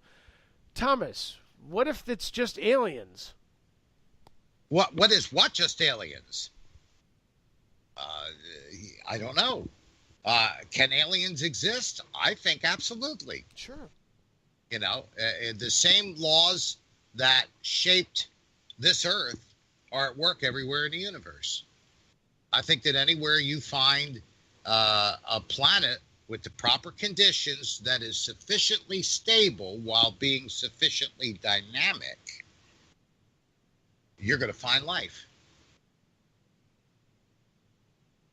Why do you think people are always asking that question where they say, well, I don't necessarily want to believe in God. I don't want to have that faith. I don't want to have to be a Christian. I don't want to have to be a Muslim. I don't want to have to be blah, blah, blah, blah, blah. But I want to believe in a benevolent creator or a creator of some sort that might not necessarily be what's always been taught to them generation after generation, time after time. Mm-hmm. Well, what about that? I don't know. Is it easier? I mean, I don't know. Is it easier when you? Well, there's a lot of people in the world that have religions of one. Sure. and you can believe in whatever you want to believe. My point would be this, is that the closer the image of what you believe in is to what reality ultimately is, the closer that image in your mind is to what the image of reality truly is, the more powerful that image is going to be. I heard a comedian once say, who is a staunch atheist, and he never picks on anybody for having any kind of belief, but the one person that he does pick on is the agnostic. He says they're the fence sitters. They're the ones who won't commit one way or the other. How weak and how childish and how stupid they are. I'm not going to use his name because I really like him. I think he's a terribly funny guy. But how do you feel about that? The person who says, gee, I'm not really ready to say I'm going to make a commitment over here and I can't make a commitment over here. Are they really the childish, thoughtless people? Are they the fence sitters, or are they to also just be able to go through life and everyone can look at them and they should be able to feel that they are okay in their belief system, that they're just not sure? Oh, I don't find them childish at all, unless their motivations are childish. Sure. People can be undecided by something and actually be quite intelligent. Maybe it's their intelligence that's saying that, well, there's not enough information on me for me to be sure one way or the other. I can tell you this much from personal experience. If you actually experience real spiritual power, you will probably no longer be an agnostic. But not everyone is going to experience that. Thomas Fusco, my guest here on The Edge of the Unknown. Are you cool with going an extra half hour over the regular time? I think that it's almost compulsory at this point. Okay, then we're going to do that. Well, I've got these questions that I've written down. I've got email questions, and I'm looking at the clock, and I'm saying it's 9:33. We got to take a break. We will take another break right now, but we would love to hear from you. 716-218-3557, theedgeoftheunknown@gmail.com. Find us in live chat if you are listening online. We would love to talk to you. Theedgeoftheunknown.com. Click on the little button at the top of the screen that says live chat. And I promise I'm not going to talk during this break because apparently I'm giving away all the secrets. And I don't want to give away the secret. Okay, did I say the secret? I don't want to say the secret. Okay, no. Anyway, we're going to keep on rocking and rolling and reeling here. Everybody, stick around. Much more to come here on The Edge of the Unknown. Thanks for hanging out with me late on a Sunday evening, morning, afternoon. Hey, it could be even tomorrow. If you are way, way, way ahead of us, it's always awesome to be here with you talking about the best in paranormal talk. Thomas Fusco, his book, Beyond the Cosmic Veil, cosmicveil.com. We'll be back right after this, and we're going to want to hear from you. Thanks again for Dave for calling in. Cool conversation, cool questions, and hey, we got to get to Andy, we got to get to P, and all kinds of other folks here that are writing in to theedgeoftheunknown@gmail.com. Everybody, stick around. Much more to come here on The Edge. Thanks for hanging out.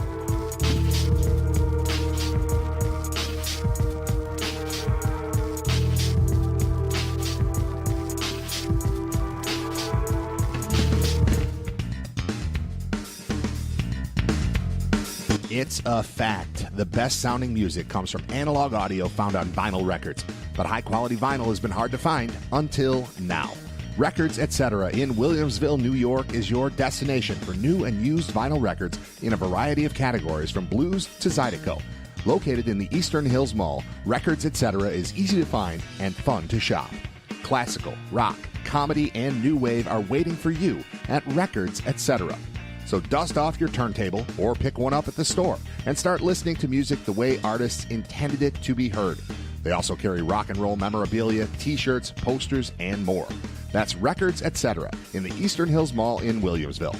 Call 716-481-7177 and ask for Ray for more information. Records Etc. Tunes for our times.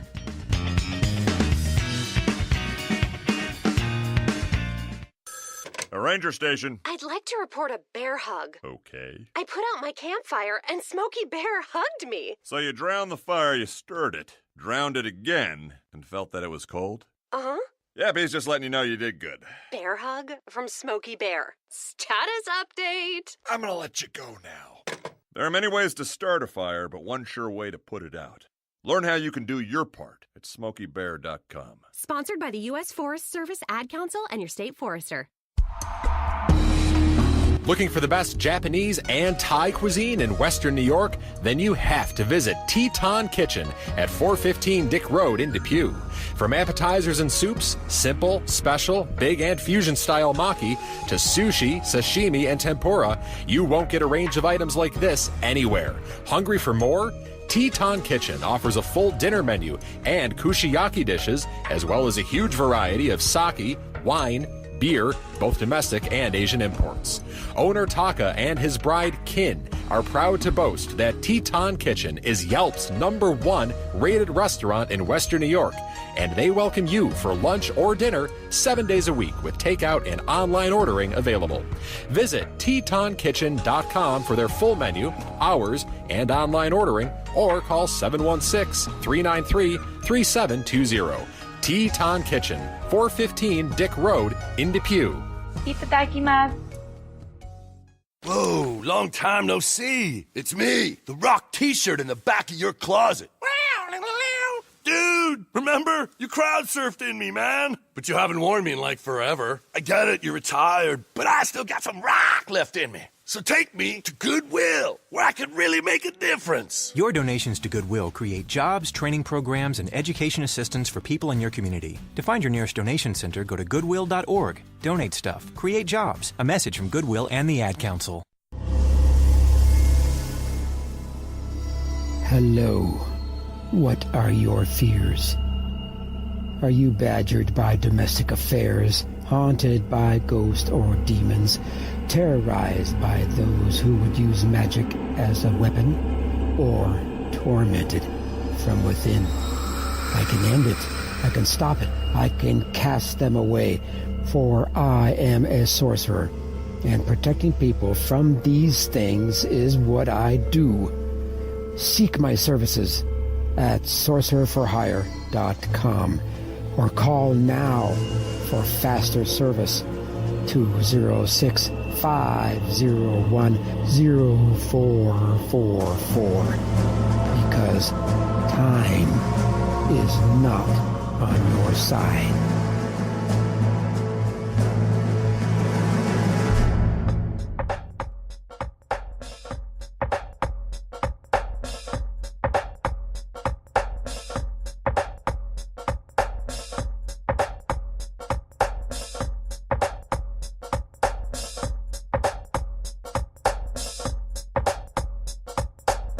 Hello, this is Archbishop Ron File.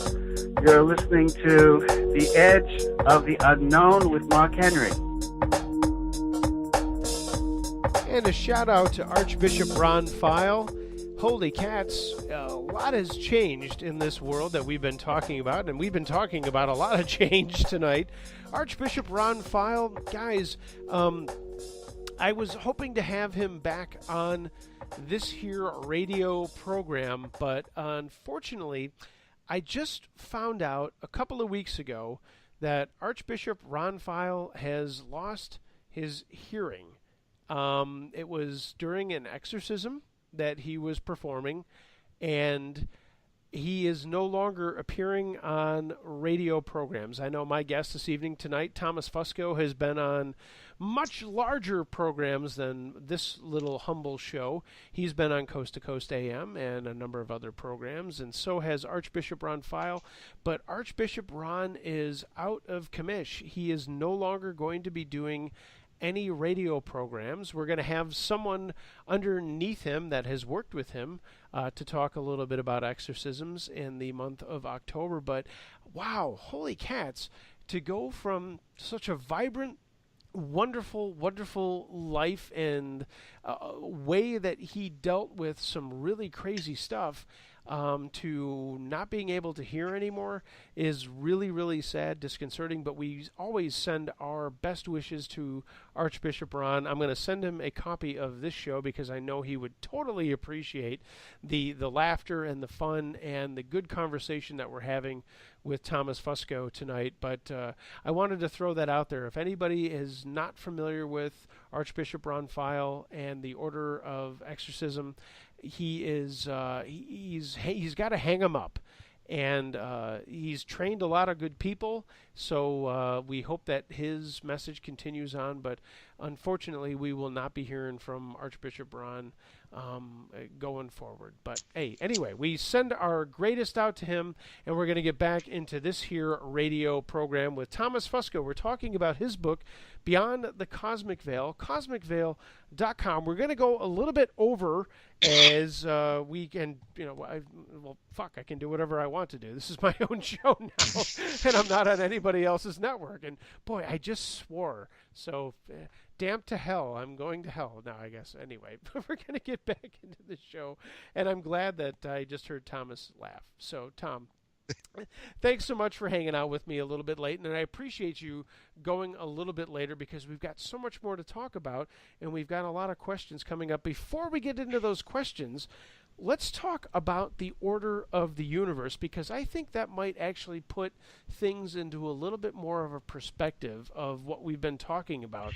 The order of the universe means what?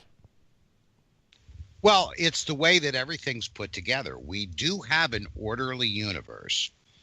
And just on physical observation alone, an example I like to give, Mark, is that 2 atoms of hydrogen and 1 atom of oxygen. And we also know that those atoms will be put together in the exact same way anywhere in the universe that they exist. 2 atoms of oxygen or 2 atoms of hydrogen, 1 atom of oxygen, assembled together in a molecule at standard temperature and pressure, with sufficient gravitational field to gather them all into a pool, will create a clear liquid that we call water anywhere in the universe those conditions arise. That's order. That's structure. Sure.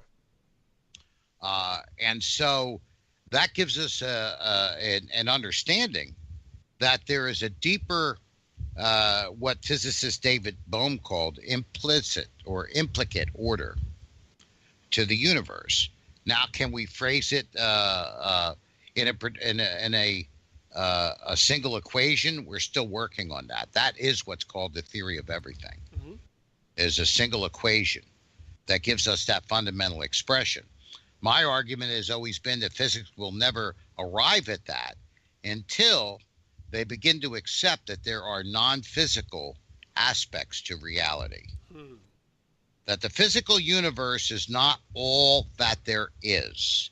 That reality encompasses the physical universe and something more. So let's take an example. And this idea really gets people's minds thinking in the right direction. It is a place where many physicists fear to tread. Remember, the party line, and there is a party line, and there is almost a religious belief and a paradigm and a dogma behind established science and physics, is that their studies end at the edge of the physical.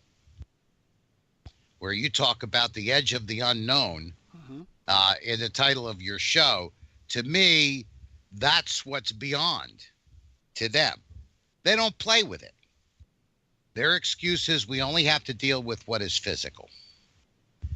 So, when we see 85% more gravitational effect in the universe than there is physical matter to account for it, we just simply make up more physical matter. How harsh is what they call darker matter, Right. How harsh is that for someone who is going to say, look, this is the scientific method, this is the scientific way that we approach things, this is the way that it works, and they don't want to accept or understand. I don't even care if they want to accept it, but not even take it into consideration. That's got to be kind of infuriating for someone like you who wants to actually have an open mind and say, look, we need to approach this in a different way than what we're always used to be approaching things in. Oh, I don't find it displeasure or unpleasant at all. In fact, I find great joy when I sit down with one of those materialists and turn their concepts into intellectual shredded wheat, because I can use their own rules against them because I'm schooled in it. And the biggest bone in the throat, so to speak, in science's throat is the Big Bang. The universe is supposedly began as what they call a quantum singularity, which was infinitely dense and infinitely small. Now, one of the values that you cannot have in a physical universe is infinity, because everything is measurable. Anything that is measured is finite. Anything that would be infinite is immeasurable. And since all of physical existence can be measured on some level, it cannot be infinite. So by very definition, the quantum singularity, this is important to understand, sure, being infinite was not physical.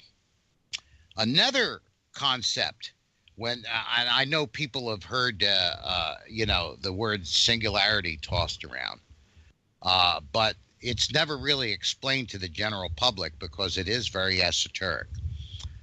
Physical reality is laid out onto a fabric, which Einstein identified for the first time as space-time. It is four-dimensional. It has three spatial dimensions, height, width, depth, and a temporal dimension of time that is combined together in a fabric that he called it. It's like a weave or a scaffolding, and all of reality is built into this fabric. It is actually woven into it. So, for example, if you saw a piece of fabric and you saw the weave in it, that's the geometry of space-time. And if you embroidered something into it, like a flower or any kind of a shape whatsoever, that embroidery would actually be the materializations in the universe that are woven into the fabric of space-time. Without that groundwork, that framework of that fabric, nothing would have coherence. Nothing would have a shape or a form or could be measured. Now, space-time, four-dimensional, height, width, depth, time. That is a multiplicity. A singularity only has a single coordinate. There is not enough geometry there to make anything that's physical. A single coordinate has no other coordinate relative to it by which you could take a measurement. I'm talking high theoretical physics now. Sure. But it's speaking to it in a very common language. You know, like physicists are like doctors. They like to make up their own language. So we, the great unwashed, cannot understand. You know, horse hockey. Most of the concepts are they are easy to understand once explained correctly for someone with even an average intelligence, but an above average interest in the subject. They will be able to grasp it. Now, here's what the problem is. Okay, the singularity somehow explodes and the universe is created. The first thing that emerged from that singularity is an expanding bubble of space-time. And that's very important. This is one of the things that defies the standard model of physics that we have today, because we had gravity without the presence of mass. No mass existed. The gravity was an expression of the bending of this expanding bubble of space-time. And this is where angels fear to tread. But here's the other thing. That let's say we take let's take one of the primordial particles. There were 6 of them. A neutrino, very important. Neutrino is a very important particle because it has no charge. That's why it can pass through other matter without getting sidetracked or being pulled aside or collided with, because it has no polarity. It's neutral. It's neutrino. There was no such thing as a trial and error process, from everything we can tell, where, a mommy pre-particle and a daddy pre-particle kept coming together and trying to copulate and reproduce until finally one of those matings resulted in a neutrino. And then that neutrino gave birth to all the other neutrinos afterwards. If you know anything about particles and matter, that's ridiculous. That's even worse than saying the moon is made out of green cheese. But what happened is that everywhere at the same time in the early universe, everywhere in that universe, neutrinos began to form according to the exact same model. Think about that for a moment. They appeared everywhere in the early universe at the same time, according to the exact same pattern everywhere. That means that information that assembled all those neutrinos according to the same design existed in the singularity. And this is interesting, and I don't mean to jump in and interrupt you, but what about the same concept happening on a different level that we might not understand because we accept life as carbon atoms, as oxygen, as nitrogen? And Tammy brought it up when she said aliens, and it was kind of a roundabout way and a kind of a fun question that she asked. But what about that? Other times that we might not accept life forms because we don't understand them. The universe is vast. We have no answers. So we can't actually sit back and say, this is the way that things are always going to be, because the fact is that, hey, it might not necessarily be the same way someplace else, way over there in the cosmos. Well, like I said, we very well established that the immutable laws of the universe are at work. The same set of laws are at work everywhere in the universe. We don't know all those laws yet, at least officially. We don't know them. But we know enough now to know that they're at play everywhere in the universe. Right. So, but what is the definition of life? And let's frame it another way. Sure. Let's ask the question that I always, stand the evolutionists up in their seat, so to speak. Not that I don't disagree with evolution. Sure. I say evolution is a measurable, real, observable trail left by something greater. Because if all you're measuring is the physical, that's all you're ever going to be able to logically reason out is evolution. But if you imagine that reality has more than as invisible, non-physical aspects, now evolution becomes a little bit muddy. Now we're not looking at a cause, we're looking at an effect of some other greater mechanism. And my argument to the evolutionists are this. I say evolution is a great theory, but it is a statement begun in mid-sentence. The first part of the sentence is missing. And that first part of the sentence that's missing is that evolution has no expression for how life emerged from inanimate matter. It can only describe what happened afterwards on some logical level. Therefore, it is only half of a sentence. It's the last half of the statement. So just in that alone, that the precepts of evolution cannot explain how life evolved from inanimate matter, shows that the theory is incomplete and or flawed. Thomas Fusco, my guest here on the Edge of the Unknown. Thomas, Why do you think there is such a divide between those who want to stick to their guns and say, this is a matter of science, this is what we know, this is what we're going to put our chips on in the roulette game of life, and the others who say, okay, no, we're going to go this side, which is completely 180 degrees on the other side, and then those who sit in the middle? Why is there such a divide, in your opinion? Well, there's a lot of reasons for it, I think, all of them being human. What I say is science is pure. Scientists are not. Scientists are just as human as everyone else, but the discipline of science is pure. So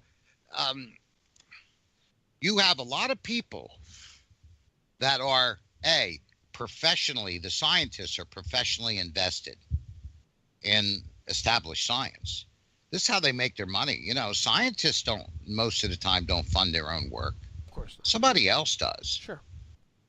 And they don't want to hear about, the scientists they're going to throw money at to make a better polyethylene, to make a better packaging, or something like a materials physicist, is not going to want this guy talking about a ghost in the machine. I've actually talked to scientists who were exploring some of the things I talk about and made me swear that the conversation that he and I had never existed. Never took place. One of them was working for a contractor that worked for the military. He would be not only fired immediately, he would be blacklisted from his field. That still goes on in the scientific community. Now, you have lots of people out there, lay people, who don't want to know anything beyond what is straightforward and simple. So they are going to applaud and adhere to the materialists. Anybody that's afraid of thinking about that ghosts are real, whether it scares them personally or it threatens their denominational beliefs, they're going to side with the scientists. Science says that they're not real. So I feel comfortable with that. And that's it. We're going to move on. So you've got to, and where is the motive? Where is humanity's motive from a tangible standpoint to break beyond that model? Well, that has to do with power. And I'll explain what I mean. Please do. Yes. If I could publish, and I was in the process of getting the beginning parts of this with someone else that I needed, and that's a whole story on its own. But if I could publish in a scientific journal a theory of paranormal mechanics and make it gel, make it fit with known observations and known data, make it explain anomalies that standard models cannot explain, and on top of that, give some indication on how that could lead us to a model of anti-gravity and limitless energy, they'd be beating feet to my door. Because I've given them a mechanism, a means by which they can acquire power. And I don't mean that in an evil way. The electrical plant down the road that they just wired up again gives me power. I have power. Right. I can turn on lights. I can run my computer. I have power. But when you're talking about that kind of power, teleportation, anti-gravity, limitless energy, now you got piqued somebody's interest. But other than that, all you're talking about is gooks and spooks. Who cares? It doesn't make my car run. Who needs it? Makes my pastor scared in church. Who needs it? Makes me have to think about things I don't want to. My brain hurts. Who needs it? As long as the scientist pats his head and said, don't worry, there's no such thing as those invisible stuff you hear about. And the pastor pats your head, don't worry, that's all demonic. You're a Christian. You don't want to have anything to do with that. Then the world is fine. And you can as one of the listeners said earlier, you could just sit back and enjoy the ride. Right. You can just go and not have to pay attention to anything because, hey, it's just the way that it is. No big deal. It's kind of That's right. It's yes. Kind of, Can you say cattle down a chute? It's right, and or sheep up another sheep's butt. I mean, it really is kind of scary that people would actually approach life and say, well, that's what he said, and that makes it okay. But when you're dealing in scientific circles with serious conversation, and you can, for the first time, bring in scientifically meaningful arguments that show and indicate very strongly the existence of this non-physical aspect of reality, and can use that model, which is consistent with known observation, which is wrong like some of these theories about the electric universe. They don't describe what we observe. The supergeometry does describe what we observe. No, go ahead. I'm sorry. Go ahead. When you could take that and argue for a model, a mechanism by which quote unquote the supernatural can occur, and use that same model to explain existing mysteries in science that our current models cannot explain, like gravity, for example. Now you're onto something. Now you got something. This is what the supergeometric model has given us for the first time in, I would dare to say, in human history. It gives us a roadmap that can lead us to those solutions. I'll give you another idea while I'm thinking about it. Anybody that's got a little bit of study behind them understands that, we talk about the macro universe, the universe of relativity, which is highly determined and highly predictable. And then we talk about the quantum universe that seems to work in completely different set of rules, where everything is random, it seems, and indeterminate. And yet, from that randomness, that chaos gives rise to a highly ordered universe. And we can't reconcile the two. So you have A or B, what I call a two-state reality. However, if you take the supergeometric model of the three-state reality, just like somebody was saying earlier, Dave was saying earlier, our brains evolved too much. I said, compared to what?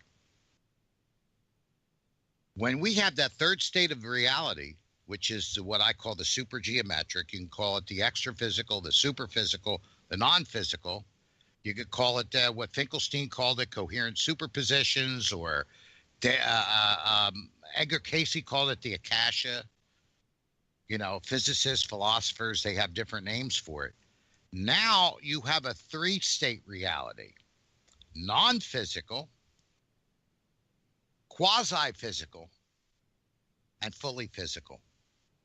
Only considering that third state in the equation can we finally get the veil from our eyes and realize that the quantum state, we are observing physical reality in the process of materializing. Without that third non-physical state, all we have is a mental image of an either or, and we can't break out of that model. But when you get that third state, now you got something. And when I've had scientists try to argue with me, I would say, well, where'd the universe come from? Wasn't that a third state? It was non-physical? And let me postulate something further to you. Sure. What if the singularity didn't dissolve into the universe? What if the universe is still emerging from it? Wouldn't that explain universal expansion without the need for an imaginary substance like dark energy? Oh, ouch. Where's all the extra space-time coming from? Hey, Go ahead. I'm sorry. No, you're fine. Let me dumb it down and just throw this out there. And this is something that we talk about a lot on this show, and this is something that I talk about with a lot of my friends. Because you didn't experience something doesn't necessarily mean that experience was nothing. And I think we are too quick in our society to say, well, that experience isn't valid. It really doesn't make much of a difference. It doesn't really matter in the big scheme of things. But quite frankly, maybe it does. How do we harness those experiences? How do we harness that sort of existence and what we go through on a day-to-day basis to say that, no, these things are important. They should be taken with more than a grain of salt, because it's not just me, it's not just her, it's not just him. People experience things that are not what mainstream science says is the way things are supposed to be. So now what? Everything is driven by the general public. Believe it or not. Sad. Look at all the scientists for years. Sad. I mean, it's terribly sad. But it's true.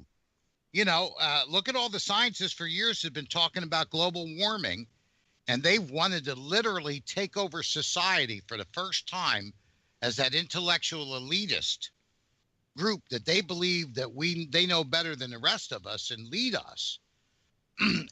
and they wanted to use global warming as the vehicle to take over the world, so to speak. The scientists, the intelligentsia. But they have gone nowhere.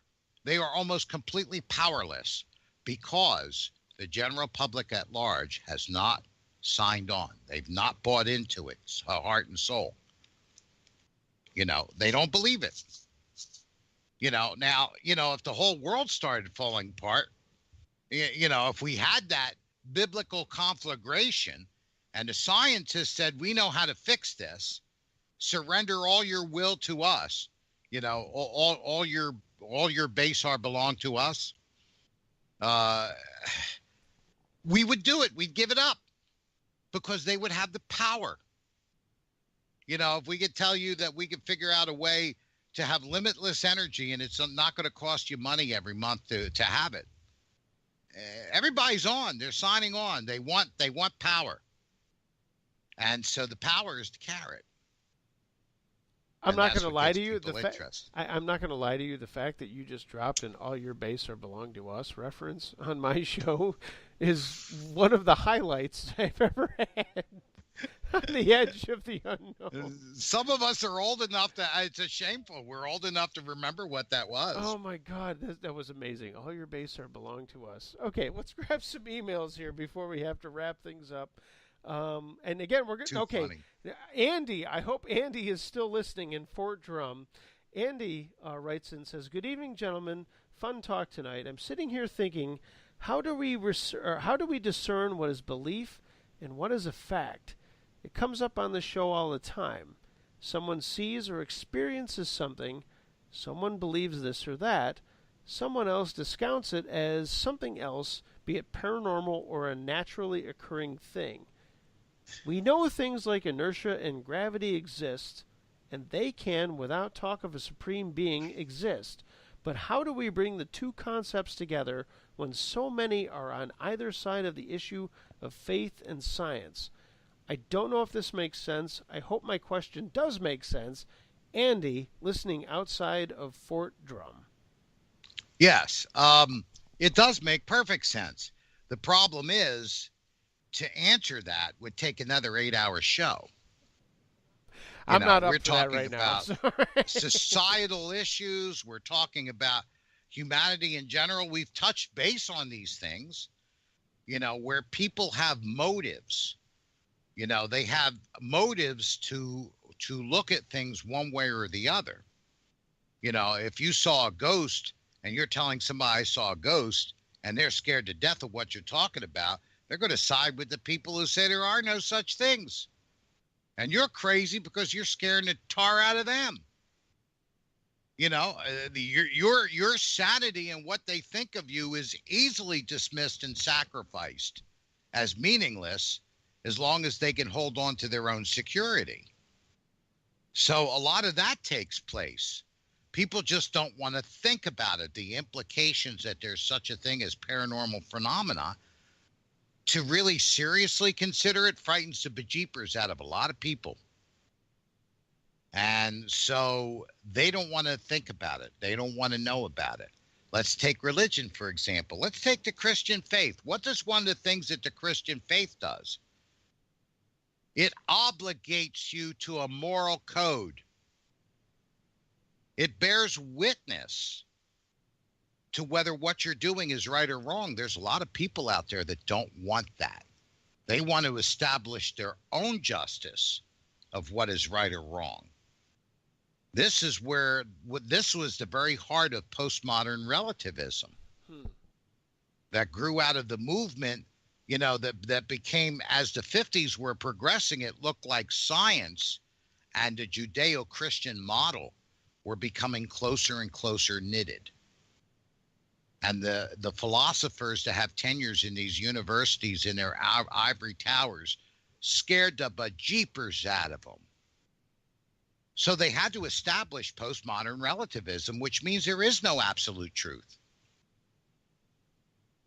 And so they were, not only were they free to think whatever they wanted and have just as validity as the next guy who's, you know, the next monkey who's scratching chalk on a wall, but at the same time, no one could hold them accountable.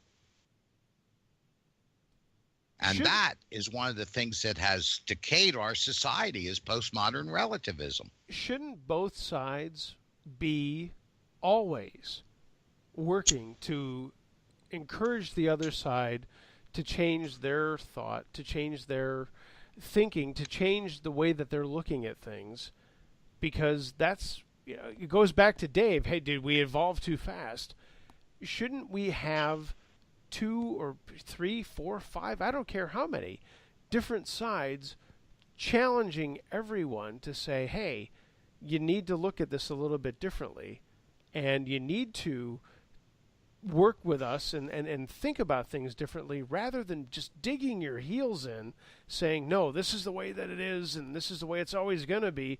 Because, honestly, the latter of what I just said sounds like you're never going to evolve. Well, Mark, I would answer that with a question. What would be their motive to want to do what you're suggesting?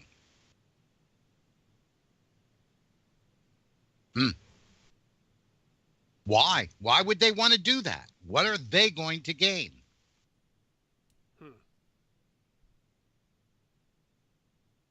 Understanding? Who needs that? I mean, I can bathe, I can go buy clothes, I can put myself together and interview for a job and make money and pay my bills and have my car and have my kids. What do I need that? What do I need understanding for? What, are you kidding me?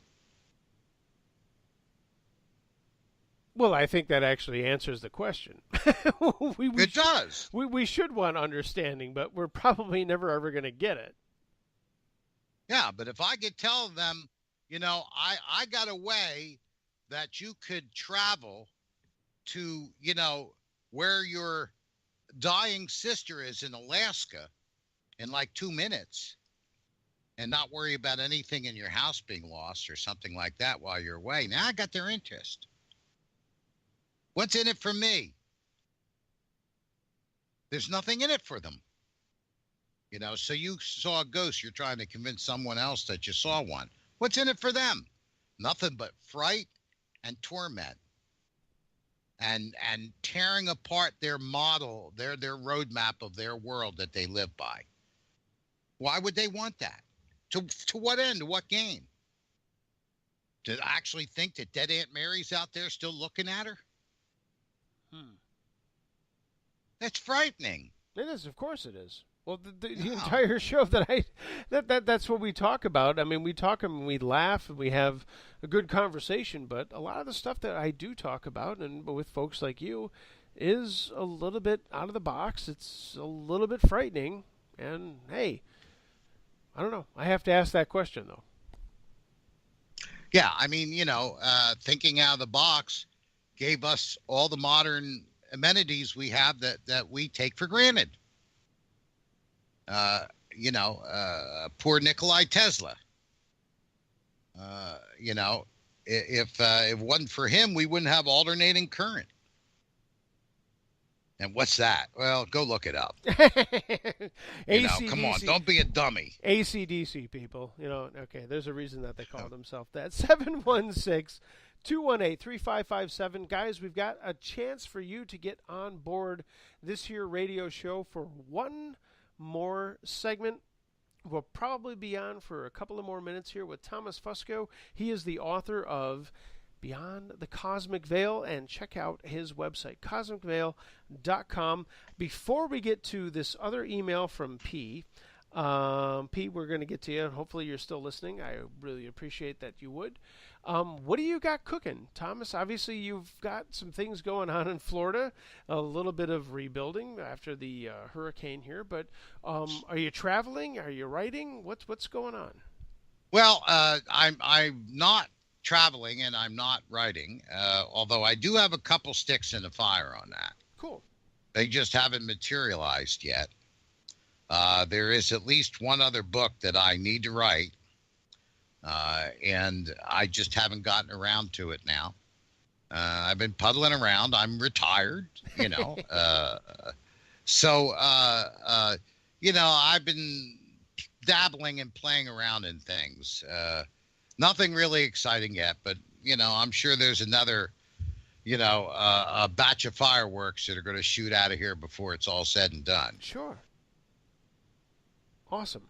Let's grab an email. theedgeoftheunknown@gmail.com. P writes in, okay, this was fun talk, but all of this seems to be hinging on religious beliefs. I'm an atheist, and any talk of benevolent creator means the rest of this conversation is pointless. I don't believe in a higher power. What's the point of linking anything that you have said to anything that I might actually consider? P, thanks for writing in. Yikes. That's a little harsh. But, hey. That goes upon what we were just talking about. Right, that's P. So, where P, people I have appreciate a preconceived model in their mind. And everything outside of that model here be monsters. And because we're talking about certain religious ideas and religious aspects, then he's going to automatically negate anything else that's being said, and that's up to him. That's his decision to believe whatever he wants. It's a shame, but then I would ask Pete, where did the order of the universe come from? Where did it come from? Does that mean that there's a God? Well, maybe not. But it depends on what you define a God as being. An atheist would probably not believe that there's anything beyond the physical. So they're probably, their philosophy is very consistent with materialism. Reality is all that is physical, and all that is physical is reality, and nothing else exists. Well, if that's your philosophy, then yes, even if I never mentioned anything about religion in this show, what I would have talked about would have been still meaningless to you, because it would have spoke about that which is beyond the physical and is a part of reality nonetheless. So, hey, I'm not going to please everyone. I'm so sorry. And honestly, suspending the religious aspect of what we've talked about tonight, this must be hard, though, to talk to folks who want to continually bring that sort of thing up instead of just focusing on the aspects and the concepts that you're talking about without having to immediately go to, and God, this is awful, and I can't believe I'm actually going to say this, a safe place saying, well, no, I am really religious, or no, I'm not really religious. How hard is it for you to talk to folks and try to let them understand that it's not about that? It's not about being all the way over there, and it's not being about all the way over there. It's about actually just taking a concept and thinking about it and making your own decision without actually having to fall into some other construct that we normally fall into because it's easy to do. It's just a defense mechanism. You think so? That's all it is. You think sure so? It is. Sure. You know, it's a way to dismiss something that is not anything that you really want to consider. Sure. Just fall back on some, regurgitated principle that such and such cannot possibly exist. And, therefore, hey, it's what the astronomer, Torricelli, the Italian astronomer, said when Galileo gave him the opportunity to look through Galileo's telescope and see the moons of Jupiter. What did Torricelli write? He said these moons have no influence on the Earth. Therefore, they are irrelevant. Therefore, they do not exist. Now, that's that philosophy, and humanity does embrace that. My wife works in a place where we have a couple of, people of a particular, a very serious Christian denomination, very an order. It's an apostolic order, and part of their belief is that they cannot go into any place that serves alcohol. Now, what is more important, the alcohol or going in there maybe to be with certain people? They won't go in there to be with certain human beings because their alcohol is being served in that place. Wow. Well, I'm sorry, Pete. We serve alcohol. And I'm sorry that your mind is so small that you won't come into the place because we serve alcohol. There's a whole lot of other things going on here besides alcohol. If you feel serving alcohol at a bar invalidates everything else that's in the place, I am so glad I've never walked in those particular shoes in my life. And I guess you actually just have to walk away from that. Well, they have my pity. Sure. They do. They have more than my sympathy. They have my pity. What a small world. I couldn't live in a world that small. I could not fit in that box. I'm sorry. Maybe he can. So God bless him. Well, hey. See, I just threw alcohol again. I just served alcohol again. Oh, my gosh. Run for the hills. Oh, my goodness. The nightclub's on fire. Run for the door. We're all going to go to hell and handbasket, and that's the way it is. Hey, well, you know what? You just did it, too. I did not. Stop it. You're going to... You mentioned hell. Damn to hell. Damn to hell. That's the way it is for Mark Henry. He's always damned to hell. Thomas Fusco, my guest here on the Edge of the Unknown. Check out his website, cosmicveil.com, his book, Behind the Cosmic Veil. Thomas, can we do another conversation in a couple of months? Or would you be cool with that? Oh, promises. I have hosts tell me about that all the time. Oh, stop it. You have my... And it very rarely happens. That's not true. You have to take your calendar out right now and put the date on it. It'll work. How many times have I talked to you in the last 2 weeks? I know. Exactly. See, I know that. I'm the one. I'm the one guy that doesn't lead you down the primrose path. I will always have you back on the Edge of the Unknown. So I can't tell you how many radio hosts have told, oh, this is incredible. We just scratched the surface. We want to have you back in this and that period of time, and then never hear from them again. Well, I know where you live. You know where I live, and that's what we can do. So we'll move forward. And we do not serve alcohol here. And we do not serve alcohol here, no. So your friend is going to be okay, and he can listen to the show and not have any problems with that. But, hey, we got to wrap things up. Thomas, it has been so much fun. Again, you mentioned it just right now. We have only scratched the surface. Let's do this again and have a more in-depth conversation. We'll kick off from where we've left off here. I'm sure there's plenty of people out there in Radio Land that have bigger questions. And, hey, let's let it sit there, fester, and come back and revisit it in a couple of weeks. As long as you're okay with that, I am happy to have you back here on the Edge of the Unknown. I would look very much forward to it, man. We'll have a great time again. cool. All right, well, stick around. Don't leave me. I'm going to wrap things up here. Thomas Fusco, my guest here on the Edge of the Unknown. Go and check out, again, his website, cosmicveil.com. The edgeoftheunknown.com is this your radio shoe. If you have any questions for me that you want to follow up with me, please send them there. Next week, we've got a really cool group of folks on. Actually, I think it's just going to be Kitsy. I'm not sure. She said it was just going to be her, but she is the lead investigator for the Oddity Files, one of the coolest paranormal investigative shows on YouTube. Check them out, and that's who we're going to be talking to next week. Thanks to my wonderful sponsors this evening. Thanks again to Mark 9 of Houston, Texas, for providing all of the music that we hear here on the Edge of the Unknown. And check out my other endeavor on YouTube, Uncle Josh's True Scary Stories. Guys, it's been a blast, and I hope that you've enjoyed the show with Thomas Fusco.